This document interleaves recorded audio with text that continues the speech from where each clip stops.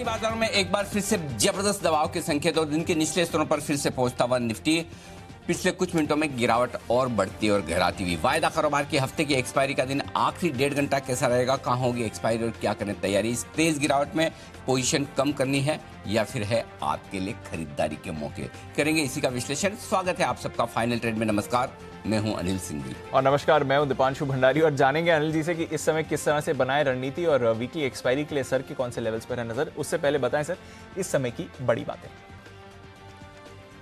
बाजार पर दबाव है लगातार तीसरे दिन और निफ्टी लगभग 150 पॉइंट गिरकर 18,100 के लो लेवल पर पहुंचता हुआ दिख रहा है। तो दिन के निचले स्तरों पर बाजार है इस वक्त, ये आप देख सकते हैं। बैंक निफ्टी जरूर उतार चढ़ाव के बीच मजबूती बरकरार रखने में कामयाब है। जब निफ्टी इतने दिन के निचले स्तरों पर है फिर भी बैंक निफ्टी आप देख सकते हैं कि हरे निशान में बना हुआ है इस वक्त। तो वहां पर उतने कमजोरी के या खराबी के संकेत है नहीं। 39,500 को होल्ड करने की कोशिश बैंक निफ्टी की होती हुई दिख रही है इस वक्त। तो ये एक अच्छा संकेत वहां से आता हुआ दिख रहा है। बैंक्स मजबूत है, एनबीएफसी शेयर भी ठीक है। सरकारी बैंकों का इंडेक्स 1.5% मजबूती के साथ कारोबार करता हुआ आपको नजर आएगा। आईटी, मेटल, फार्मा, ये 3 कमजोर कड़ियां हैं जहां से ज्यादा दबाव इंडेक्स पे आता हुआ दिख रहा है। और इंडेक्स के बाहर रियल एस्टेट और इंफ्रास्ट्रक्चर, ये 2 सेक्टर ऐसे हैं जहां से भी मार पड़ती हुई दिख रही है। डाउ फ्यूचर्स 100 अंक कमजोर है, तो आज ग्लोबल मार्केट्स का सहारा बहुत है नहीं। पिछले 6 दिनों से नैस्डैक मजबूती के साथ है, अमेरिका कमजोर नहीं है। लाइफ टाइम हाई कल डाउ ने बनाया, तो अगर वहां के बाजार थोड़े बहुत कम ज्यादा होते हैं, रुकते हैं ऊपर, तो भी शायद गलत नहीं है। इसलिए आज आपको सपोर्ट कम है। लेकिन भारतीय बाजारों की अपनी समस्याएं, अपनी दिक्कतें हैं, अपनी हफ्ते की एक्सपायरी है जिससे अगले 1.5 घंटे में हमें जूझना है। दीप जी बिल्कुल, तो भारतीय बाजार की तो अपनी परेशानियां। और आज सुबह हम इसी बात के बारे में बात कर रहे थे, अर्निंग्स डिजास्टर्स की हमने बात करी थी। और वैसा ही एशियन पेंट्स के साथ भी होते हुए दिखा है, स्पेशली जिस तरह के मार्जिन्स रहे। वॉल्यूम ग्रोथ तो अच्छी है कंपनी की, पर मार्जिन्स को लेकर एक बार फिर से एक और काउंटर पर हम देख रहे हैं भारी गिरावट, और उससे बाजार का सेंटिमेंट थोड़ा और बिगड़ते हुए दिखा है। कैसे समझें इस सिचुएशन को सर? हफ्ते भर पहले हम ये एक चीज की बात कर रहे थे, काफी विस्तार से हमने डिस्कस किया था बढ़ती हुई कमोडिटीज प्राइसेस का। और अगर ग्लोबल मार्केट्स में शायद करेक्शन आना है और अगर कोई चिंता की बात बनेगी तो वो बनेगी कि कमोडिटीज के दाम जिस तरह से तेजी से बढ़े हैं, उसको देखते हुए कमोडिटी शेयरों में तेजी हुई वो तो ठीक है, लेकिन बाकी कंपनियों का क्या, जो इन कमोडिटीज को रॉ मटेरियल के तौर पर इस्तेमाल करते हैं, और उनके मार्जिन जो कम होते हुए दिखेंगे और उनकी वजह से अगर प्रॉफिटेबिलिटी कम होगी, मुनाफा कम होगा, तो वो असर पड़ता हुआ दिखेगा। ये नहीं पता था कि वो ग्लोबल मार्केट्स के बजाय इंडियन मार्केट्स पर पहले दिखेगा। अब जो आप कमजोरी देख रहे हैं नतीजों के बाद, ज्यादातर कंपनी में दिक्कत सेल्स में नहीं है, दिक्कत मुनाफे के आंकड़े में ज्यादा नहीं है, दिक्कत है मार्जिन्स के आंकड़े में। मार्जिन्स जो आते हुए दिख रहे हैं वो काफी कम होकर आते दिख रहे हैं। एशियन पेंट्स का भी वही हाल है। जो कमोडिटीज के दाम बढ़कर आए, जो इनके लिए रॉ मटेरियल का काम करते हैं, उनके दाम बढ़ने का साफ साफ असर पड़ रहा है। तो यानी कि डिमांड मजबूत है, वॉल्यूम ग्रोथ भी उतनी बुरी नहीं, लेकिन उसके बावजूद अगर आप कमा नहीं पा रहे हैं, इसका मतलब क्लियर कट है कि आपके लिए कॉस्ट ऑफ प्रोडक्शन, यानी कि जो कुछ आप माल बना रहे हैं उसकी लागत आपके बढ़ती दिख रही है, और वो लागत आप पूरी तरह से अपने कस्टमर से वसूल नहीं कर पा रहे हैं दाम बढ़ाकर, तो जाहिर सी बात है कि आपके मार्जिन्स कम हो जाते हैं। तो ये मार्जिन्स कम होने का जो सिलसिला है वो लगातार एफएमसीजी कंपनी में आपको देखने को मिल रहा है। कुछ हद तक वॉल्यूम ग्रोथ भी उम्मीद से कम आती हुई दिखी है। जाहिर सी बात है जहां दाम बढ़ाए तो वहां पर लोगों ने थोड़ी सी खरीदारी कम की है, दाम नहीं बढ़ाए तो आपके लिए मुनाफे पर असर पड़ता हुआ दिख रहा है। और ये ट्रेड आपके लिए दिख रहा है, ट्रेंड नतीजों का है, ट्रेड नतीजों के बाद गिरावट का। तो कुल मिलाकर नतीजों की वजह से थोड़ी परेशानियां हैं, थोड़ी दिक्कतें हैं, और यही वजह कि इस वक्त बाजार महंगे शेयरों को नतीजों के बाद अगर कहीं भी थोड़ी भी खराबी दिख रही है तो माफ करने के मूड में नहीं है, और वहीं पर करेक्शन दीप ज्यादा आता दिख रहा है। और इसीलिए आज सुबह हम ये बात कर रहे थे कि अब यहां से सेंसेक्स, निफ्टी, बैंक निफ्टी, इस पर ज्यादा फोकस करके चिंता करने के बजाय आपको स्टॉक्स में चिंता करने की ज्यादा जरूरत है। आप देखिए अभी भी कोई निफ्टी बहुत खराब नहीं हुआ है, ठीक है, 250 पॉइंट यानी 1% नीचे है। हांगकांग के बाजार रोज 2-3% का मुंह दिखाते हैं। बैंक निफ्टी अब भी हरे निशान में 80-75 अंक ऊपर है। सो इस लिहाज से अगर आप देखेंगे तो इंडेक्स में कोई खास खराबी है नहीं। 18,600 वाला 18,100, निफ्टी 500 पॉइंट ही गिरा है, लेकिन प्रॉब्लम इंडेक्स के बाहर है, स्टॉक स्पेसिफिक है। और कभी किसी दिन आपको IEX, IRCTC दिखता है, कभी किसी दिन टाटा पावर दिखता है, कभी किसी दिन एशियन पेंट्स या फिर मैस्टेक, जुबिलेंट फूड दिखता है। तो रिजल्ट्स के एक्सीडेंट ये थोड़ी चिंता की बात है और यहाँ पर सावधानी रखने की जरूरत है। जी बिल्कुल, रिजल्ट के एक्सीडेंट और वही थोड़ा बाजार में आते हुए दिख रहा है। और एशियन पेंट्स की वजह से एशियन पेंट्स से जुड़ी बाकी कंपनीज, बर्जर पेंट्स पर डाल दीजिए नजर, पिडलाइट पर डाल लीजिए नजर, वहां पर भी इंपैक्ट आ रहा है। तो जैसा अनिल जी कह रहे हैं, थोड़ा अर्निंग्स रिलेटेड डिजास्टर्स से बचना पड़ेगा, और स्पेशली वो स्टॉक्स जो ऑलरेडी काफी महंगे हैं और भाग चुके हैं।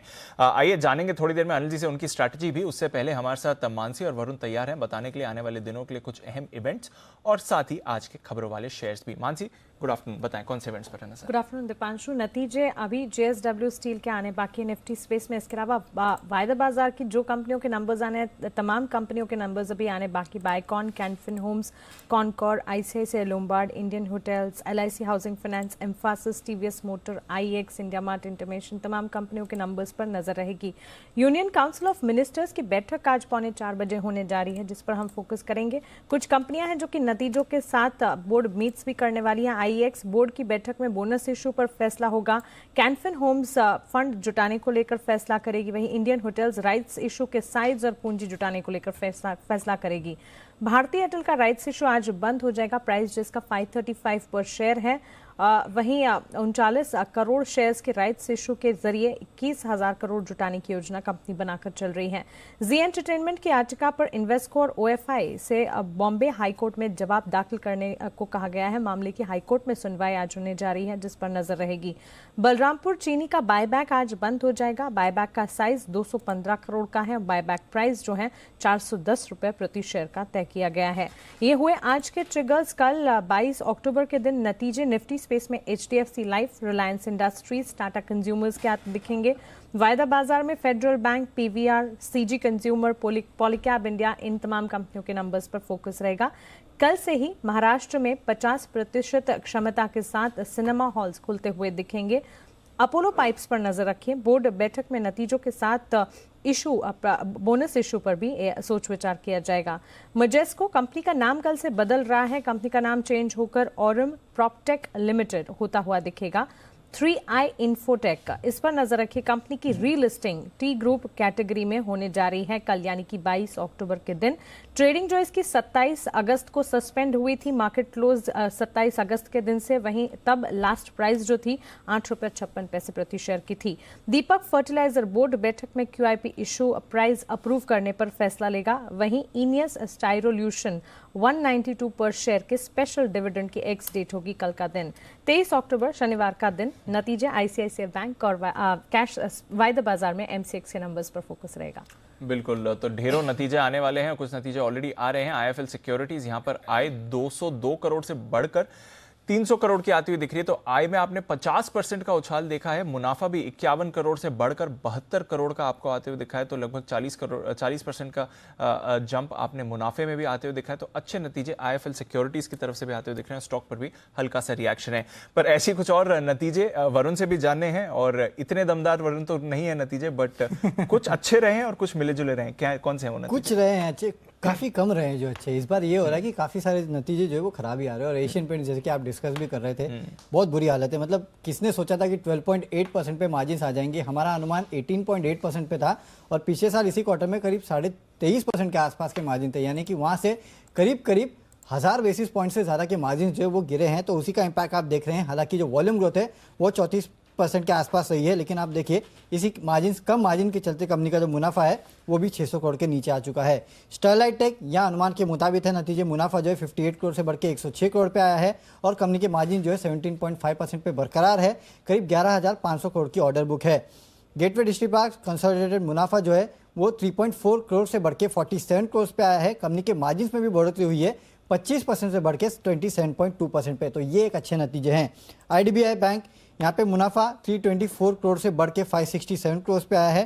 कंपनी की जो ग्रॉस एनपीएस है 21.48% से गिर के 20.92% पे आए हैं। कंपनी ने कोरोना के लिए 860 करोड़ के आसपास की प्रोविजनिंग की है। बैंक ऑफ महाराष्ट्र मुनाफा 130 करोड़ से बढ़ के 265 करोड़ के आसपास आया है। इसके अलावा ग्रॉस एनपीए जो है 6.35 से घटकर 5.56% के आसपास आए हैं। तो बैंक्स जो है वो एटलीस्ट डिलीवर कर रहे हैं, नतीजों को देख के तो यही लगता है। दीपक नाइट्रेट, सुबह हमने आपको खबर दी कि फिनॉइल पर सरकार ने जो एंटी डंपिंग ड्यूटी है वो खत्म की है। यूरोपियन यूनियन, सिंगापुर और दक्षिण कोरिया से आने वाले फिनॉइल पर एंटी डंपिंग ड्यूटी जो है वो खत्म की गई है। इसके अलावा चीन में कोयले के दाम जो है वो 10% गिरे हैं, तो इसका इम्पैक्ट अक्रॉस मेटल काउंटर्स और कोल इंडिया पे आपको देखने मिला। फेडरल बैंक यहाँ पे राकेश झुंझुनवाला और रेखा झुंझुनवाला ने अपनी हिस्सेदारी बढ़ाई है।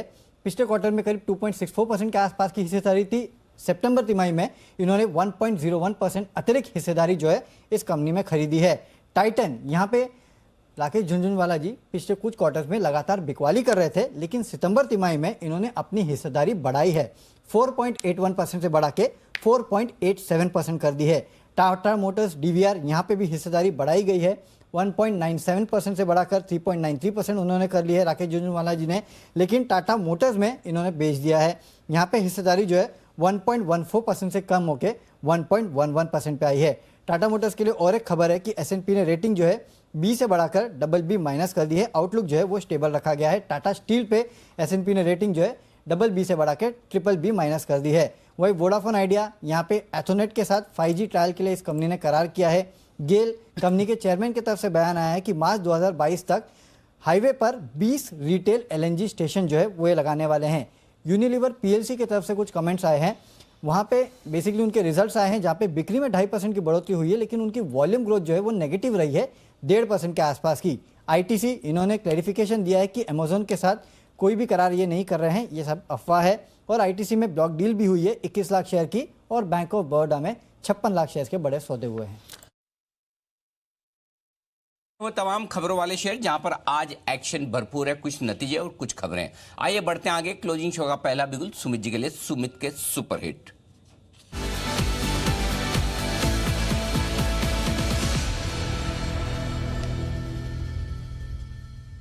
बताएं सुमित जी, क्या बेचेंगे? गुड आफ्टरनून अनिल जी, बिल्कुल आपने एकदम सही गैस किया है। बेचने वाला स्टॉक की रडार पे आया है और स्टॉक के अंदर ब्रेकडाउन है। स्टॉक का भाव चल रहा है 488 490 के आसपास, 488 490 के आसपास चल रहा है। स्टॉक का नाम है IGL के अंदर ब्रेकडाउन है।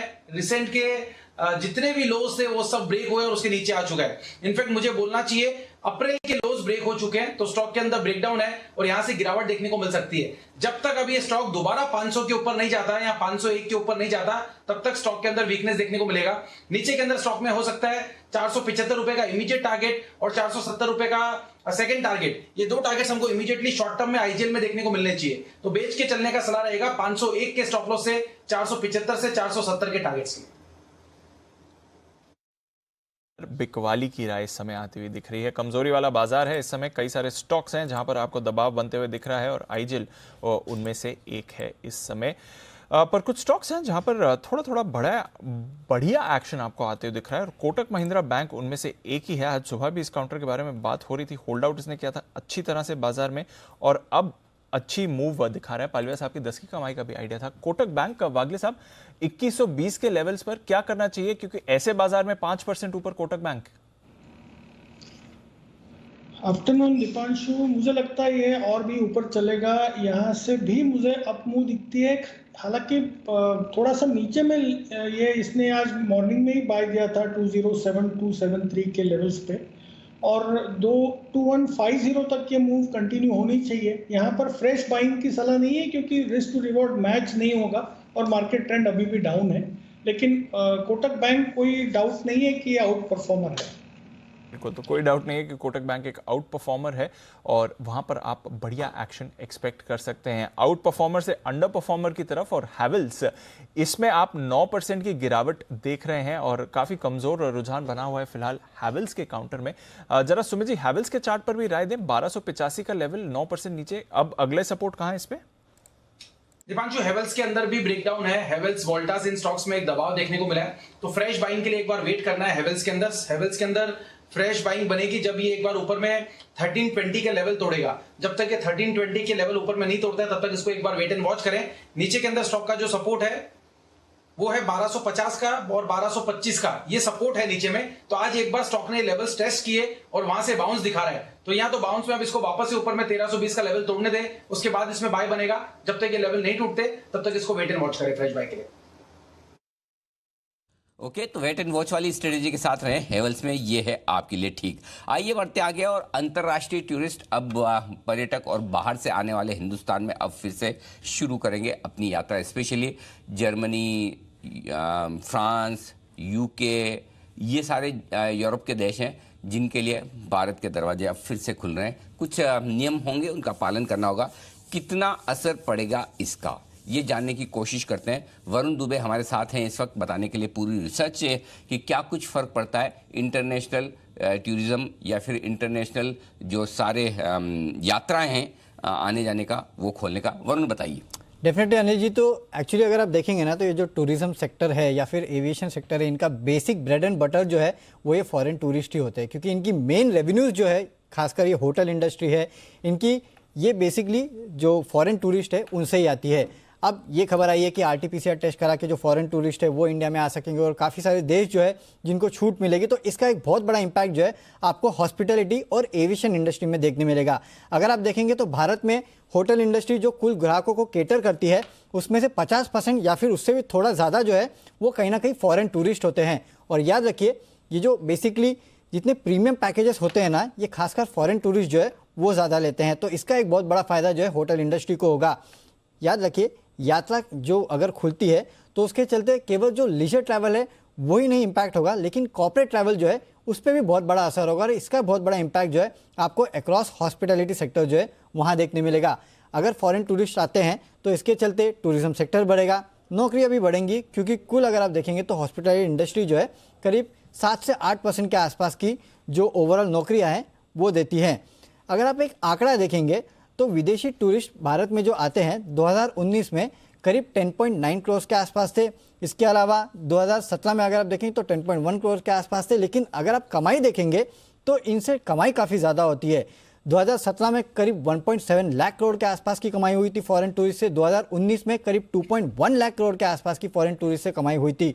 तो ओवरऑल अगर आप देखेंगे तो इंडिया की जो जीडीपी है उसमें भी फॉरेन टूरिस्ट जो है वो काफ़ी हद तक कंट्रीब्यूट करते हैं। किन देशों से सबसे ज़्यादा फॉरेन टूरिस्ट आते हैं अगर वो आप देखना चाहें तो वैसे तो देखिए, सबसे ज़्यादा हमारे पड़ोसी देश बांग्लादेश से आते हैं करीब 20% के आसपास के, लेकिन इसके अलावा अमेरिका और ब्रिटेन करीब 14% से 10% के आसपास के जो फॉरेन टूरिस्ट है वो ये दो जगहों से आते हैं। तो ये दो जगह है जो काफ़ी इंपॉर्टेंट हो जाती है। एविएशन इंडस्ट्री को इसका कैसे फ़ायदा मिलेगा? इंटरग्लोब एविएशन को आप देख लीजिए, इस कंपनी की जो कुल आय है उसमें से करीब 20% के आसपास की जो आय है वो इंटरनेशनल टूरिज्म से आती है या फिर अंतर्राष्ट्रीय कारोबार से आती है, और एयर इंडिया की जो कुल आय है उसमें से करीब 50% के आसपास जो है वो अंतर्राष्ट्रीय कारोबार से आती है। तो काफ़ी सारी इंडस्ट्रीज़ है जो इसको रिलेटेड है, खासकर जो हॉस्पिटैलिटी इंडस्ट्री है 50 से 60% के आसपास के वॉल्यूम जो है इनके फॉरेन टूरिस्ट से आते हैं। सो सबसे बड़ा फ़ायदा अगर किसी को होगा ना तो ये हॉस्पिटैलिटी इंडस्ट्री को होगा। मार्जिन्स भी बढ़ेंगे, वॉल्यूम्स भी बढ़ेंगे। बिल्कुल, तो टूरिज्म और हॉस्पिटैलिटी सेक्टर के लिए अच्छी खबर। कुछ स्टॉक्स होल्ड आउट भी कर रहे हैं। ऑफ कोर्स आज जिस तरह के बाजार का मूड माहौल है, कुछ स्टॉक्स पर आपको दबाव भी आते हुए दिख रहा है, तो नजर रखिए इन काउंटर्स पर जहां तक एक्शन का सवाल है इस समय। इस बीच एशियन पेंट्स में जो एक्शन हो रहा है, इस पर अनिल जी की भी राय लेनी थी कि सर अगर आप मैनेजमेंट कॉमेंट्री पढ़ें तो उतनी खराब नहीं है, वॉल्यूम ग्रोथ लेकर भी ठीक ठाक ही एक्शन है, बट जिस तरह से स्टॉक रिएक्ट कर रहा है मार्जिन की खबर पर, आपका क्या व्यू बन रहा है और आउटलुक क्या बनता है सर इस स्टॉक पर? दीप, अनफॉर्चुनेटली ये स्टॉक ऐसा है जिस पर शॉर्ट टर्म के लिए आउटलुक मेरा अच्छा नहीं बन पा रहा है, क्योंकि जहां 20% के मार्जिन की उम्मीद थी वहां 13% से नीचे मार्जिन आए हैं। अब प्रॉब्लम क्या है? प्रॉब्लम ये कि ये मार्जिन जो घटकर आए हैं 13%, वो दो कंडीशन में आए हैं। पहली कंडीशन तो ये कि पिछली तिमाही में लगभग 6% इन्होंने प्रोडक्ट के दाम बढ़ाए थे। अब अगर 6% प्रोडक्ट के दाम बढ़ाने के बाद भी मार्जिन की ये हाल है तो फिर क्या? दूसरी बात यह है कि कच्चे तेल के दाम मेरे ख्याल से $75 से $78 के आसपास रहे होंगे पिछली तिमाही में ऑन इन एवरेज। अब आपके कच्चे तेल के दाम $85 के ऊपर है, इस वक्त तो $86-87 के आसपास है। तो यानी कि इस तिमाही के आपके लिए और ज़्यादा खतरे हैं, जहां कच्चे तेल के दाम आपके $7-8 और ऊपर, और भगवान न करे और बढ़ गए, तो ऐसे में अब कितनी तो आप प्राइस हाइक ले पाएंगे? पहली चीज़, प्राइस हाइक लेने के बावजूद ये मार्जिन का हाल है कि आपके मार्जिन उम्मीद से 8% घटकर आए और 6% आपने हाइक लिए। उसके ऊपर अब कच्चा तेल और देखिए आप, जो लगभग $7-8 और ऊपर हो चुका है पिछले तिमाही से। इस बार तो मेरे ख्याल से इस तिमाही में तो अभी तो हम अक्टूबर में ही हैं, करेक्ट, और ऑलरेडी $86-87 के आसपास हैं। तो मुझे लगता है कि फंड्स की तरफ से, एफआईज की तरफ से, ब्रोकरेजेस की तरफ से कुछ डाउनग्रेड आ सकते हैं। सस्ते स्टॉक है नहीं ये, ग्रोथ को लेकर, डिमांड को लेकर चिंताएं नहीं है, लेकिन मुनाफा भी तो बनना चाहिए। और मुझे लगता है कि जो पी मल्टीपल, जो वैल्यूशंस आपको इस वजह से मिल रहे थे कि आप बड़े मार्जिन एंजॉय कर रहे हैं, वो अब कम होते हुए दिखेंगे। ये सबसे बड़ा खतरा है एशियन पेंट्स के लिए, और मुझे लगता है इसी वजह से स्टॉक का रिएक्शन 7% का है। आप देखिए सारे बड़े स्टॉक्स भी नतीजों के बाद उस तरह से रिएक्ट कर रहे हैं जैसे कि वो लार्ज कैप ना होके, निफ्टी के स्टॉक ना होके मिड कैप शेयर हों। तो थोड़ी सी मुझे लगता है शॉर्ट टर्म में, नो डाउट स्टॉक का फंडामेंटली मजबूत है। अगर आपका व्यू 3 साल का है, 1 साल का है, तो शायद इतनी दिक्कत की बात नहीं। लेकिन अगर आपका व्यू हफ्ते 2 हफ्ते का है, 2-3 दिन का है, तो फिर एशियन पेंट्स के लिए थोड़ी सी मुश्किल हो सकती है। तो थोड़ा और करेक्ट हो फिर खरीदने लायक होगा पोर्टफोलियो में, थोड़ा और नीचे आ जाए उसके बाद अभी नहीं। जी दीप, बिल्कुल, तो थोड़ा और नीचे आए फिर पोर्टफोलियो के लिए अच्छा ऑप्शन रहेगा। फिलहाल अगर आप देखें तो जरूर बाजार में थोड़े कंसर्न्स बनते हुए दिख रहे हैं नतीजों के बाद, और स्टॉक ने भी 3000 का स्तर इस समय तोड़ा है। तो एशियन पेंट्स दबाव इस पर आपको बनते हुए दिख रहा है। दबाव कुछ और काउंटर्स पर भी बन रहा है। हीरो मोटोकॉर्प, वागले साहब मुझे याद है सुबह आपका सेल कॉल भी इस पर आते हुए दिखा था, और हीरो मोटोकॉर्प पर प्रेशर भी है इस समय। क्या करना चाहिए सर? 2740 के आपने लेवल्स दिए थे, उसके नीचे आ गया तो आपका टारगेट तो हिट है, अब फ्रेश राय बताएं। दीपांशु, इंट्राडे के व्यू से हमने प्रॉफिट बुक करवाया है, लेकिन मुझे ये 2700 तक नीचे जाते हुए दिखता है। तो किसी ने डिलीवरी बेची हो या कोई जल्दी नहीं हो तो आई थिंक वेट करना चाहिए 2780 के स्टॉप लॉस से, और जो हमारे जो प्राइस हमने बेचा था उसके भी नीचे है। 2700 का तो लेवल ये टेस्ट करेगा, ऐसा मेरा मानना है। हीरो मोटोकॉर्प जहां पर आपको रखनी है नजर, वागले साहब की सुबह की सेल कॉल। इस बीच दिन के निचले स्तर पर है बाजार, और अब 200 पॉइंट्स की गिरावट निफ्टी पर आती हुई दिख रही है। 18,050 पर निफ्टी फिसलते हुए दिखेगा। बैंक निफ्टी फिलहाल अभी भी थोड़ा होल्ड आउट कर रहा है, तो उतना बुरा एक्शन बैंक निफ्टी में नहीं है। पर अभी हम होटल और हॉस्पिटैलिटी स्टॉक्स की बात कर रहे थे। इंडियन होटल्स, इसके आज नतीजे भी आने वाले हैं, तो एक बार जरा राय ले ली जाए, नतीजे किस तरह के रह सकते हैं इंडियन होटल्स के? वरुण बताएं क्या है अनुमान? डेफिनेटली दीप, तो अनुमान तो अच्छा है, और एक बात अच्छी है कि इस इंडस्ट्री में कम से कम मार्जिन की दिक्कतें नहीं है। यहाँ वो डर नहीं है कि मार्जिन आपके गिरेंगे, क्योंकि वैसे भी एबिटा फ्रंट पे ये कंपनियां लॉस कर रही थी, और अब ये कंपनियां दरअसल प्रॉफिट में आना शुरू हुई है। और इंडियन होटल के केस में भी ऐसा ही होगा। लो बेस के चलते कंपनी के जो रेवेन्यूज है 157% बढ़ेंगे, 660 करोड़ के आसपास ही आएंगे। एबिटा फ्रंट पे कंपनी करीब 60 करोड़ के आसपास का मुनाफा कर सकती है। पिछले बार इसी क्वार्टर में 150 करोड़ के आसपास का नुकसान कंपनी ने किया था। हालांकि बॉटम लाइन को फिगर को लेके स्ट्रीट थोड़ी डिवाइडेड है। कुछ कह रहे हैं कि हो सकता है कि आपको 90-100 करोड़ के आसपास का लॉस भी देखने मिले, कुछ कह रहे हैं कि हो सकता है कि कंपनी प्रॉफिट में भी आए। हमारा अनुमान है कि करीब 80 से 90 करोड़ के आसपास का नुकसान कंपनी कर सकती है, क्योंकि ज़्यादातर एनालिस्ट यही कह रहे हैं। अब ऐसा क्यों है? इकोनॉमी जो खुल रही है उसका फायदा इन कंपनियों को मिलेगा। इसके अलावा याद रखिए, घरेलू ऑपरेशन में करीब 65% के आसपास की रिकवरी का अनुमान लगाया जा रहा है, और अंतर्राष्ट्रीय ऑपरेशंस में करीब 70% के आसपास का अनुमान लगाया जा रहा है कि रिकवरी हो चुकी है। वहीं तिमाही दर तिमाही अगर आप देखेंगे तो ऑक्यूपेंसी रेट जो है वो 29% से बढ़ के करीब 55 से 60% के आसपास पहुंच सकते हैं। और फूड एंड बेवरेज कारोबार, जो कि काफ़ी लंबे समय से इन कंपनियों का बंद था, वो भी काफ़ी हद तक रिकवर होते हुए नजर आएगा। तो ये सारे फैक्टर्स है जिसके कारण एक रिकवरी जो है आपको इंडियन होटल्स के रिजल्ट्स में देखने मिलेगी। ओके, तो इंडियन होटल्स में दमदार एक्शन आपको आते हुए दिख सकता है। थोड़ा stock of course cool off हुआ है बाजार के मूड माहौल से, बट जैन साहब भी हैं हमारे साथ, और जैन साहब इस पूरे स्पेस पर नजर है। एक तो रिवेंज थीम आ रही है, आज की ये जो गिरावट आ रही है अक्रॉस स्टॉक्स, क्या ये वापस री एंट्री के अच्छे मौके हैं? एंड ऑफ कोर्स नतीजों के लिहाज से आपकी कोई एक्सपेक्टेशन सर? नहीं, देखिए, मुझे एक शुरुआत में अनिल जी ने जो बात बोली वो बहुत अच्छी लगी। इनफैक्ट मैं भी यही 2-3 दिनों से जब भी कोई क्लाइंट बात करते तो यही बोलते हैं कि जो एक्सपेंसिव स्टॉक्स थे और वहां पे परफॉर्मेंस भी बहुत जबरदस्त हुई, और जहां पे भी रिजल्ट्स में थोड़ी भी कुछ कमी दिखी या अप टू द मार्क नहीं आए या बहुत अच्छे नहीं आए, तो उनको बहुत बड़ा पनिशमेंट मिला। और हमने देखा ऐसा हो रहा है, भले ही वो ये सारे स्टॉक्स। और एशियन पेंट्स का रिजल्ट्स तो देखिए, एक कंजम्पशन की थीम, रिवेंज कंजम्पशन की थीम, सब चीजें दिख रही थी, बट वहां पे भी रिजल्ट्स खराब आए हैं। तो ये दिख गया कि रॉ मटेरियल की प्राइसेस बढ़ने से क्या हो सकता है, और एशियन पेंट जैसा क्वालिटी स्टॉक इतना नीचे आया। दूसरा भी टूरिज्म की बात हो रही थी। Yes, I am very bullish on the tourism sector.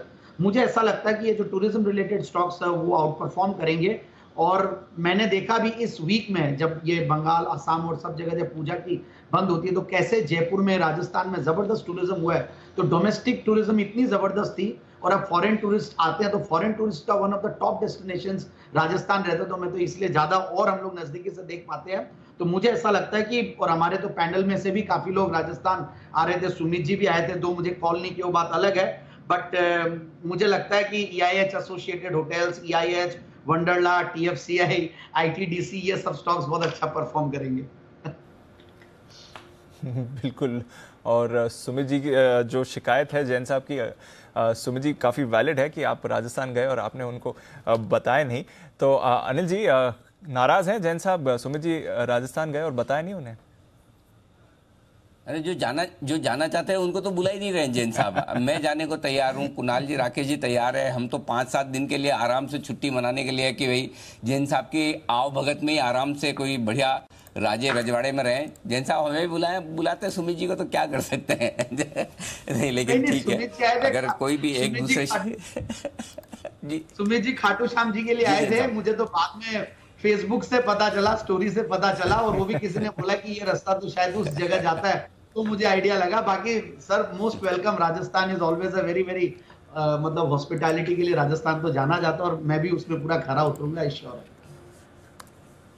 नहीं बिल्कुल। और सबसे ज़्यादा मोस्ट वेलकम किया जाए हमारे एक और ख़ास मेहमान का, वो है किरण जाधव साहब। अब आप बोलेंगे इसमें खास की क्या बात है, ये तो हमारे मेहमान कहाँ से हैं, ये तो हमारे पैनलिस्ट ही हैं, हमारे पैनल पे ही हैं, हर रोज़ होते हैं। लेकिन मेहमान खास हो ना हो, आज दिन बड़ा खास है।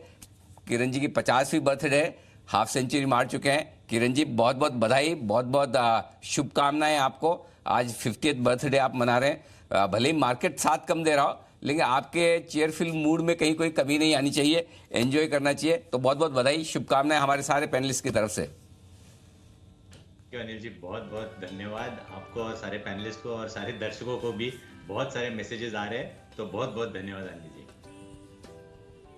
अब आपको, आपकी बर्थडे, आपको जो बोलना है बोल दो, जिस स्टॉक पे बोलना है बोल दो। मैं सवाल पूछूं उसके बजाय मार्केट पे आप बोलना चाहें, स्टॉक पे बोलना चाहें, आज आपको छूट है। हम सवाल नहीं पूछेंगे, आप ही जवाब दीजिए। बिल्कुल अनिल जी, एक आधा ब्रेकआउट आ जाने दो, मैं हाथ ऊपर कर लूंगा, फिर उसके बाद डिस्कस कर लेंगे वो स्टॉक।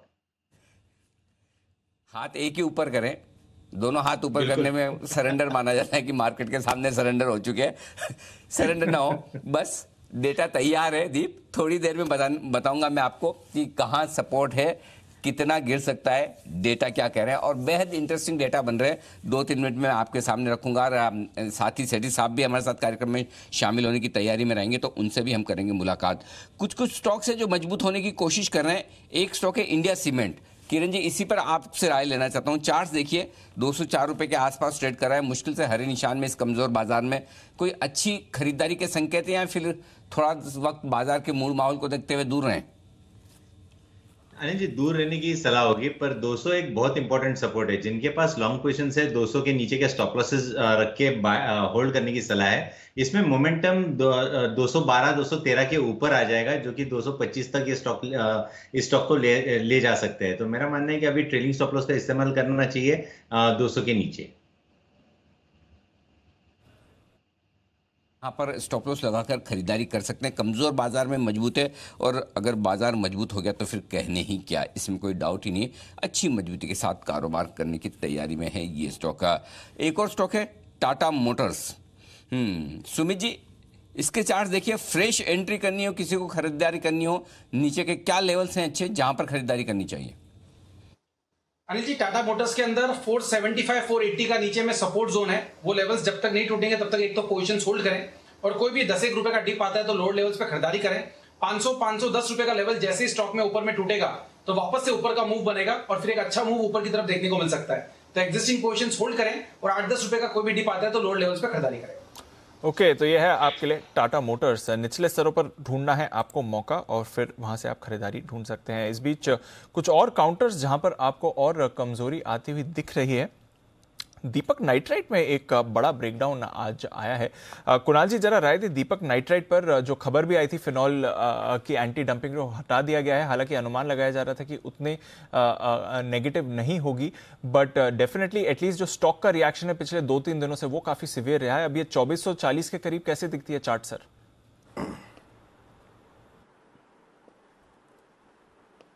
देखिए, बड़े सपोर्ट जो हैं वो बहुत करीब आ चुके हैं दीपांशु। तो मेरी राय सबसे पहले तो ये है कि अगर आपने शॉर्ट किया हुआ है तो प्रॉफिट बुक करें। अगर लॉन्ग पोजीशन है तो मुझे लगता है 2400 के नीचे इसके जाने की संभावना कम है। इंट्राडे में चला जाए अलग बात है, लेकिन 2400 के नीचे जब तक क्लोज नहीं आता कोई खास परेशानी नहीं है। अगर लॉन्ग पोजीशन से अभी तक एग्जिट नहीं किया है तो 2400 का एक स्टॉप लॉस रख ले, क्लोजिंग बेसिस पर होल्ड करें। मुझे लगता है कुछ हाल तो जरूर स्टॉक में आपको आने वाले कुछ सत्रों में देखने को मिले। बिल्कुल, तो एक रिबाउंड आ सकता है, होल्ड करने की सलाह है, बट फिलहाल आप अगर देखें तो दीपक नाइट्राइट पर भी बाजार की काफी कमजोरी बनती हुई दिख रही है।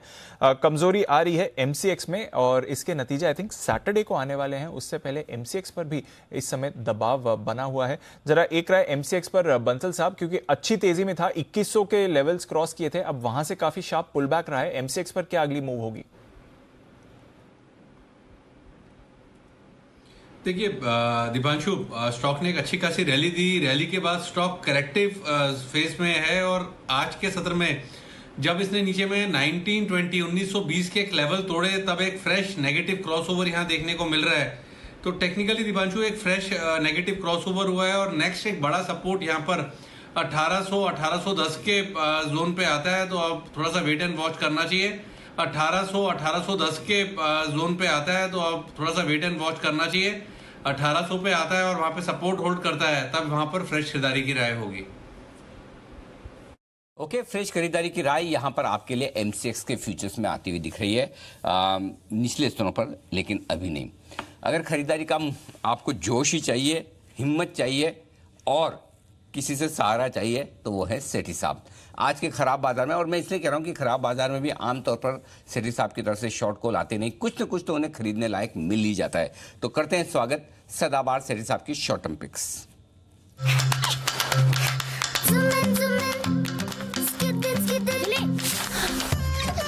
टीबिक्स कैश हर खुशी के लिए काफी है।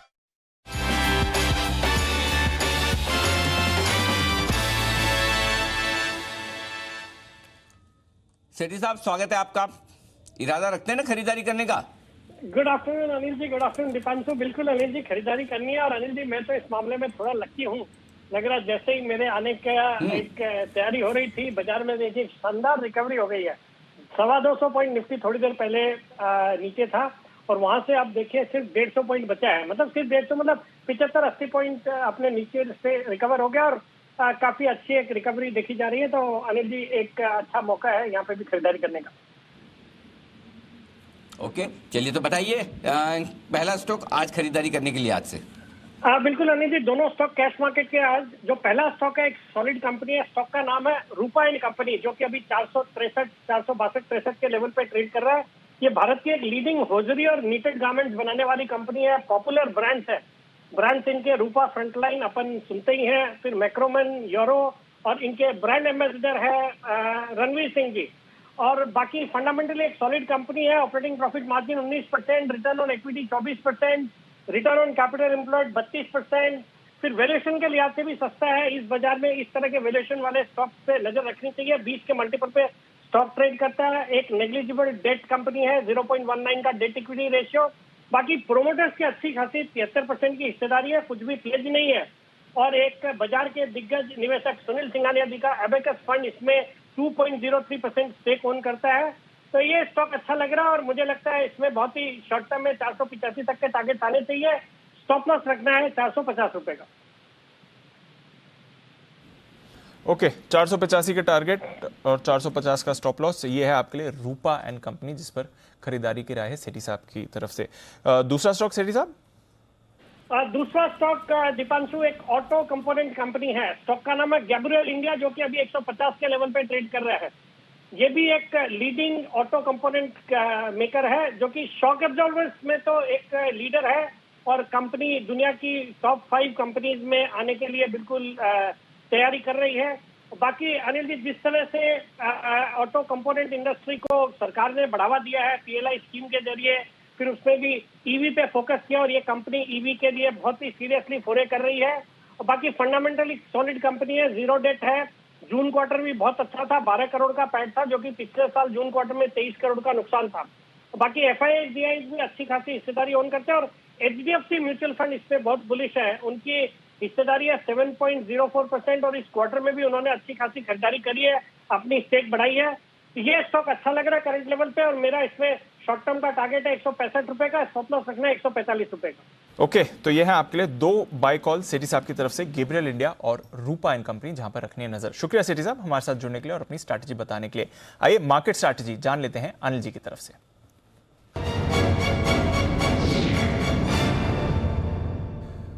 थोड़ा कमजोर बाजार है, ग्लोबल मार्केट्स भी थोड़े सुस्त दिख रहे हैं सर, क्या करना चाहिए? देखिए 17,950 18,050 वो रेंज जो अल्टीमेट सपोर्ट है, जहां पर करेक्शन पूरा करना चाहिए, वो हमने टच कर लिया है। आज 18,048 का लो है, तो मेरे ख्याल से इन लेवल्स के आसपास थोड़ा सा हम 2:30 बजे की स्ट्रेटजी वैसे तो टाइम से ही की है, लेकिन पिछले 10 मिनटों में थोड़ी सी रिकवरी आ गई है, तो हम सपोर्ट लेवल के आसपास है 18,000 18,050 17,950, ये 100 पॉइंट की रेंज स्ट्रॉन्ग सपोर्ट है और मुझे नहीं लगता इसके नीचे जाकर बंद होंगे। पुट कॉल रेशियो 0.82 पर है। वायदा कारोबार की हफ्ते की एक्सपायरी है, शॉर्ट कवरिंग एक्सपेक्टेड है। इस शॉर्ट कवरिंग में 18,200 तक की जगह तो नजर आती है, उसके बाद देखेंगे क्या है। और वो मैं इसलिए कह रहा हूं 18,200 हल्की रुकावट का काम करेगा। 80 लाख शेयर है वहां पर call writers, highest open interest है, उसे पार करना मुश्किल होगा। 70 लाख शेयर वहीं पर जुड़े हैं, तो 18,250 की रेंज रुकावट का काम कर सकती है। नीचे 17,950 18,050 ये वो रेंज है जहां पर आते ही शॉर्ट कवरिंग और हल्की फुल्की खरीदारी भी आ सकती है। तो बचे हुए समय के लिए अगर आपको एक बढ़िया रिकवरी मिले, जिसकी संभावना दिख रही है, ओवरसोल्ड मार्केट है, एक रिकवरी मिल सकती है और उस रिकवरी में, और आप देखिए इस रिकवरी की लीडरशिप पूरी तरह से बैंक निफ्टी से आते हुए दिख रही है। 250 पॉइंट बैंक निफ्टी अब उछल चुका है और बैंक निफ्टी में भी आप अगर आप देखें तो निफ्टी में लॉन्ग पोजिशन ट्रैप हुई है।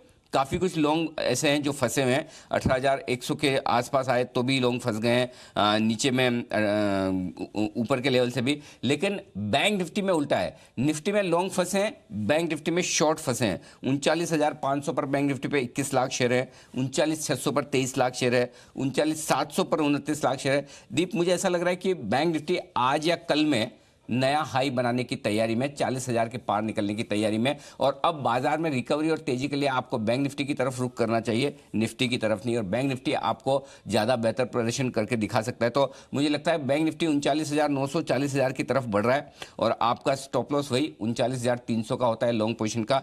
निफ्टी में भी मुझे नहीं लगता है कि आप 18,050 17,950 की रेंज में आप बंद होंगे, उसके नीचे बंद होंगे। अहम सपोर्ट के आसपास हैं, तो थोड़ी शॉर्ट कवरिंग, थोड़ी खरीदारी ये करनी चाहिए अगर आप खाली हैं, जगह है, और ज़्यादातर लोगों के पास ऐसा है नहीं। तो सुबह भी जो हमने कहा कि रिकवरी में जैसे जैसे आपकी प्राइस के आसपास आता जाए, थोड़ा आप निकल जाए, हल्के हो जाए, ताकि आप बाजार को अच्छे से संभाल सकें, अपनी पोजीशन को, और पढ़ सकें। तो जैसे जैसे आपकी प्राइस के आसपास आए, आप चाहें थोड़ा हल्का कर लें। बट मेरा ये समझना है, अगर आप इन्वेस्टर हैं, थोड़ा व्यू आपका हफ्ते 2 हफ्ते का है, तो आपके लिए कुछ अच्छे स्टॉक्स में खरीदारी का मौका दिख रहा है। तो यहां से एक रिकवरी बन सकती है। इस रिकवरी का पहला टारगेट 18,200 250 के आसपास का होता है। 17,950 आपका स्टॉप लॉस होना चाहिए क्लोजिंग बेसिस पर।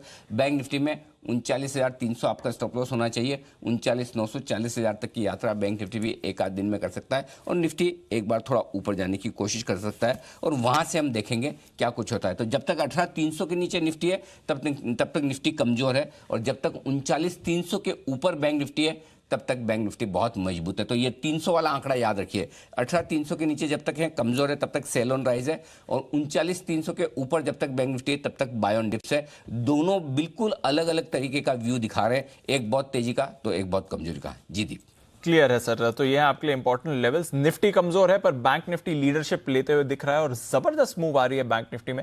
आज वैसे काफी उतार चढ़ाव रहा है बाजार में, बट बैंक निफ्टी अब स्पाइक करके डेज हाई पर आ रहा है। और सारे बैंक्स देखिए, कोटक बैंक की तो हमने ऑलरेडी बात कर चुके हैं, Bank of Baroda, RBL Bank, Canara Bank, PNB, SBI, इन सभी में जबरदस्त खरीदारी आपको आती हुई दिख रही है और ये लीडरशिप संभालते हुए आपको सारे के सारे बैंकिंग काउंटर्स इस समय आते हुए दिखेंगे। फेडरल बैंक में भी अच्छी आपको खरीदारी बनती हुई दिख रही है, नजर रखिए इस पर भी। इसके अलावा फाइनेंशियल्स की अगर बात करें तो HDFC लिमिटेड भी थोड़ा एक्शन में आते हुए दिख रहा है। तो बैंक्स लीडरशिप लेते हुए दिख रहे हैं। और किरण जी, बैंक ऑफ बड़ौदा पर राय दें, कल क्लोजिंग शो में भी आपकी यहाँ पर पॉजिटिव व्यू थी। बैंक ऑफ बड़ौदा पर एक अच्छा स्पाइक आ रहा है, अब यहाँ से कोई ट्रेडिंग का मौका बनता है इस पे? दीप, इसके पहले मैं एक बिगुल बचवाई है, एक पहले कॉल देते हैं, उसके बाद बैंक ऑफ बड़ौदा पे बात करेंगे। चलिए बिगुल किरण जी के लिए, किरण का कमाल।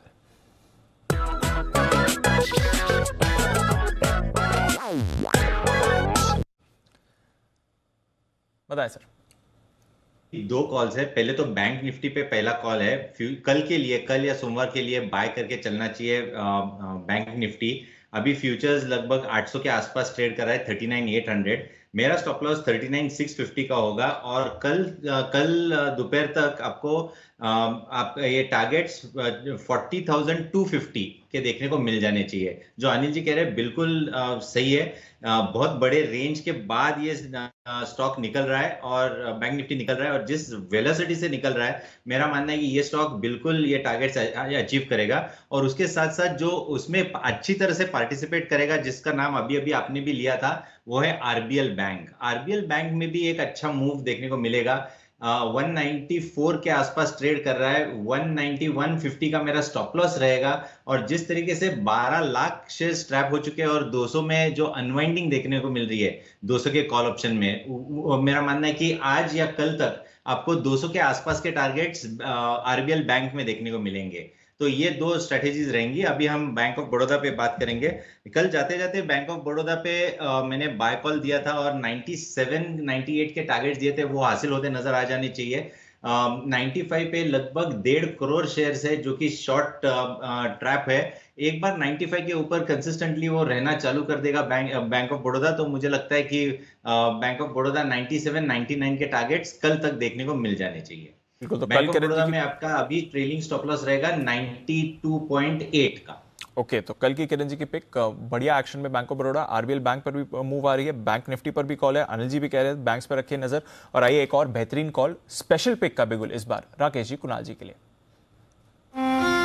कभी कभी खुशी के लिए कुछ ज्यादा नहीं, एक अनजान दोस्त ही काफी है।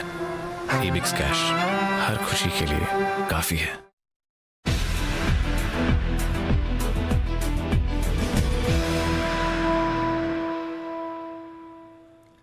बताएं सर।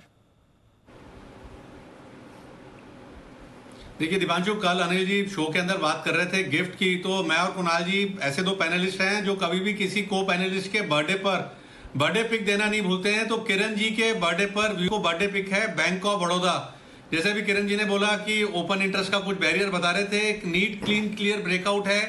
मार्केट की वीकनेस में अगर आप देखें तो मार्केट की वीकनेस में 2-3 स्टॉक ही हैं पूरे इस फ्रंट लाइन के अंदर जो वीक नहीं हो रहे हैं, उनमें से एक है बैंक ऑफ बड़ौदा। इसको मिस नहीं करना चाहिए। बैंक ऑफ बड़ौदा पे खरीदारी की राय है। ओवर टू कुणाल जी।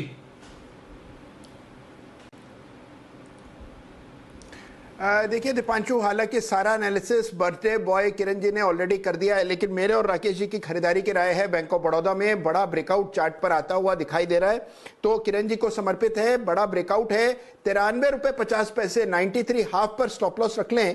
पहला टारगेट 99 रुपए के टारगेट के लिए बाय करें। 99 पार हुआ तो और ऊपर के लेवल्स आते हुए दिखेंगे। 99 का टारगेट होगा, बैंक ऑफ बड़ौदा में खरीदारी करके चले।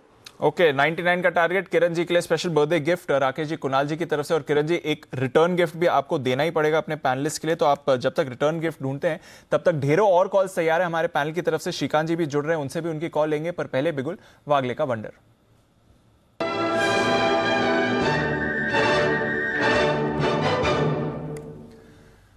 बताएं वागले साहब। दीपांशु, पहले तो किरण जी को बहुत बधाई। ना तो ये कैसे हो सकता है, इनफैक्ट मैं भी कब से वेट कर रहा हूँ कि मुझे भी बैंक ऑफ बड़ौदा देना है। मेरा टारगेट 101 का है और किरण जी ने तो कल या शायद परसों ही बात की थी, कल बात की थी। तो बैंक ऑफ बड़ौदा मुझे लगता है कोटक बैंक की तरफ फॉलो मूव आएगी। कोटक बैंक में जो फॉलिंग मार्केट में निकला है वैसे बैंक ऑफ बड़ौदा अभी आएगा। मेरा 101 का टारगेट है और 95 के ऊपर जो फोर्स से निकला है, मुझे लगता है 1 से 2 दिनों में ये 100 और 101 के आसपास जाना चाहिए। और आपका स्टॉप लॉस होना चाहिए 93 रुपीज 80 पैसे का। 80 के स्टॉप लॉस के साथ खरीदारी आपको करनी है बैंक ऑफ बड़ौदा पर। आइए चलते हैं सुमित जी के पास, बिगुल सुमित के सुपरहिट।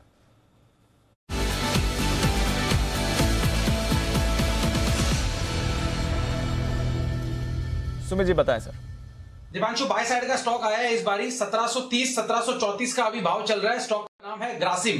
ग्रासिम में 3 दिनों से गिरावट देखने को मिली और आज सुबह से ये स्टॉक ने तेजी का कैंडल पकड़ के रखा है और अभी मार्केट्स में रिकवरी के साथ ये ऊपर का डे हाई लगा रहा है। तो मेरे को लग रहा है ग्रासिम में यहाँ पे सीएमपी पे खरीदारी करे। 1690 1700 ये नीचे में सपोर्ट लेवल है, तो 1690 का नीचे में स्टॉप लॉस बनेगा। ऊपर में ग्रासिम का जो पहला टारगेट बनेगा 1775 का 1775, और ये लेवल अगर टूटता है तो 1800 रुपए तक का मूव वापस से ऊपर में ग्रासिम में फिर देखने को मिल सकता है। खरीदारी करे ग्रासिम में 1690 का स्टॉप लॉस, 1775 1800 तक के टारगेट जल्दी 2-4 दिनों में देखने को मिलने चाहिए। चलिए, ग्रासिम पर सुमित जी की राय आती हुई दिख रही है। तो यूजुअली ज़्यादा फोकस में नहीं आता, पर जब भी आता है बढ़िया मूव दिखाकर जाता है ग्रासिम, इस पर रखें नजर। स्वागत करते हैं श्रीकांत चौहान साहब का, बिगुल उनके लिए BTSTT।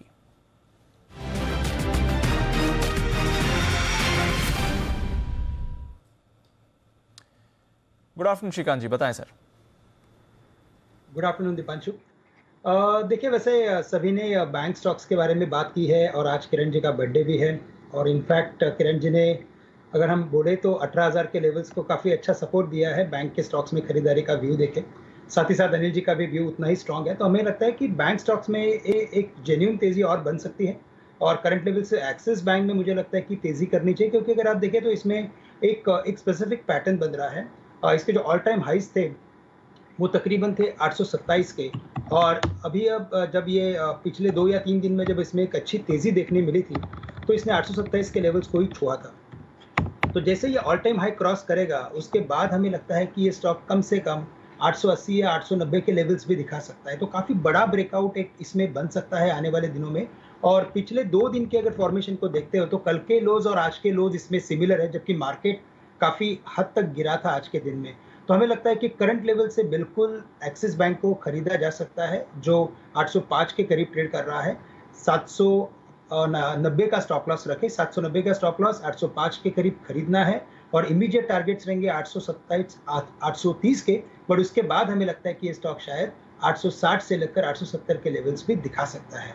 तो एक्सिस बैंक को खरीदा जा सकता है करंट लेवल से। एक्सिस बैंक को खरीदा जा सकता है करंट लेवल्स पर। यह है आपके लिए श्रीकांत जी की राय। नजर रखिए, इस काउंटर पर भी अच्छी मूव आ सकती है। तो एक एक करके बैंक स्टॉक्स पर ही हमारे एक्सपर्ट्स का एक बड़ा बुलिश व्यू आ रहा है, और बैंक निफ्टी अब 400 पॉइंट्स ऊपर है, 39,900 के पार आपको बैंक निफ्टी जाते हुए दिख रहा है। तो ये जो सारे बैंक्स में भरोसा है, डेफिनेटली एक बड़ी मूव आ रही है। 1% ऊपर बैंक निफ्टी है। हालांकि निफ्टी को ये अभी भी पुल आउट नहीं कर पाया है, बट डेफिनेटली बैंक्स की बड़ी मूव इस समय आती हुई दिख रही है, और नजर रखनी चाहिए यहीं पर जहां पर एक्शन बना हुआ है। SBI भी एक्शन में आते हुए दिख रहा है। ये देखते हैं किरण जी, कोई और बैंक पसंद आया या कोई और शेयर? बिगुल उनके लिए किरण का कमाल।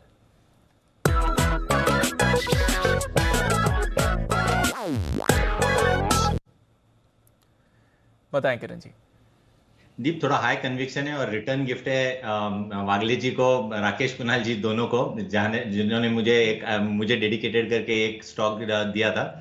अभी जो बाय करना है वो बड़े कंसोलिडेशन से ब्रेकआउट आ रहा है, टारगेट्स भी बड़े होंगे, आपका टाइम फ्रेम भी थोड़ा सा 1 हफ्ते का रहना चाहिए।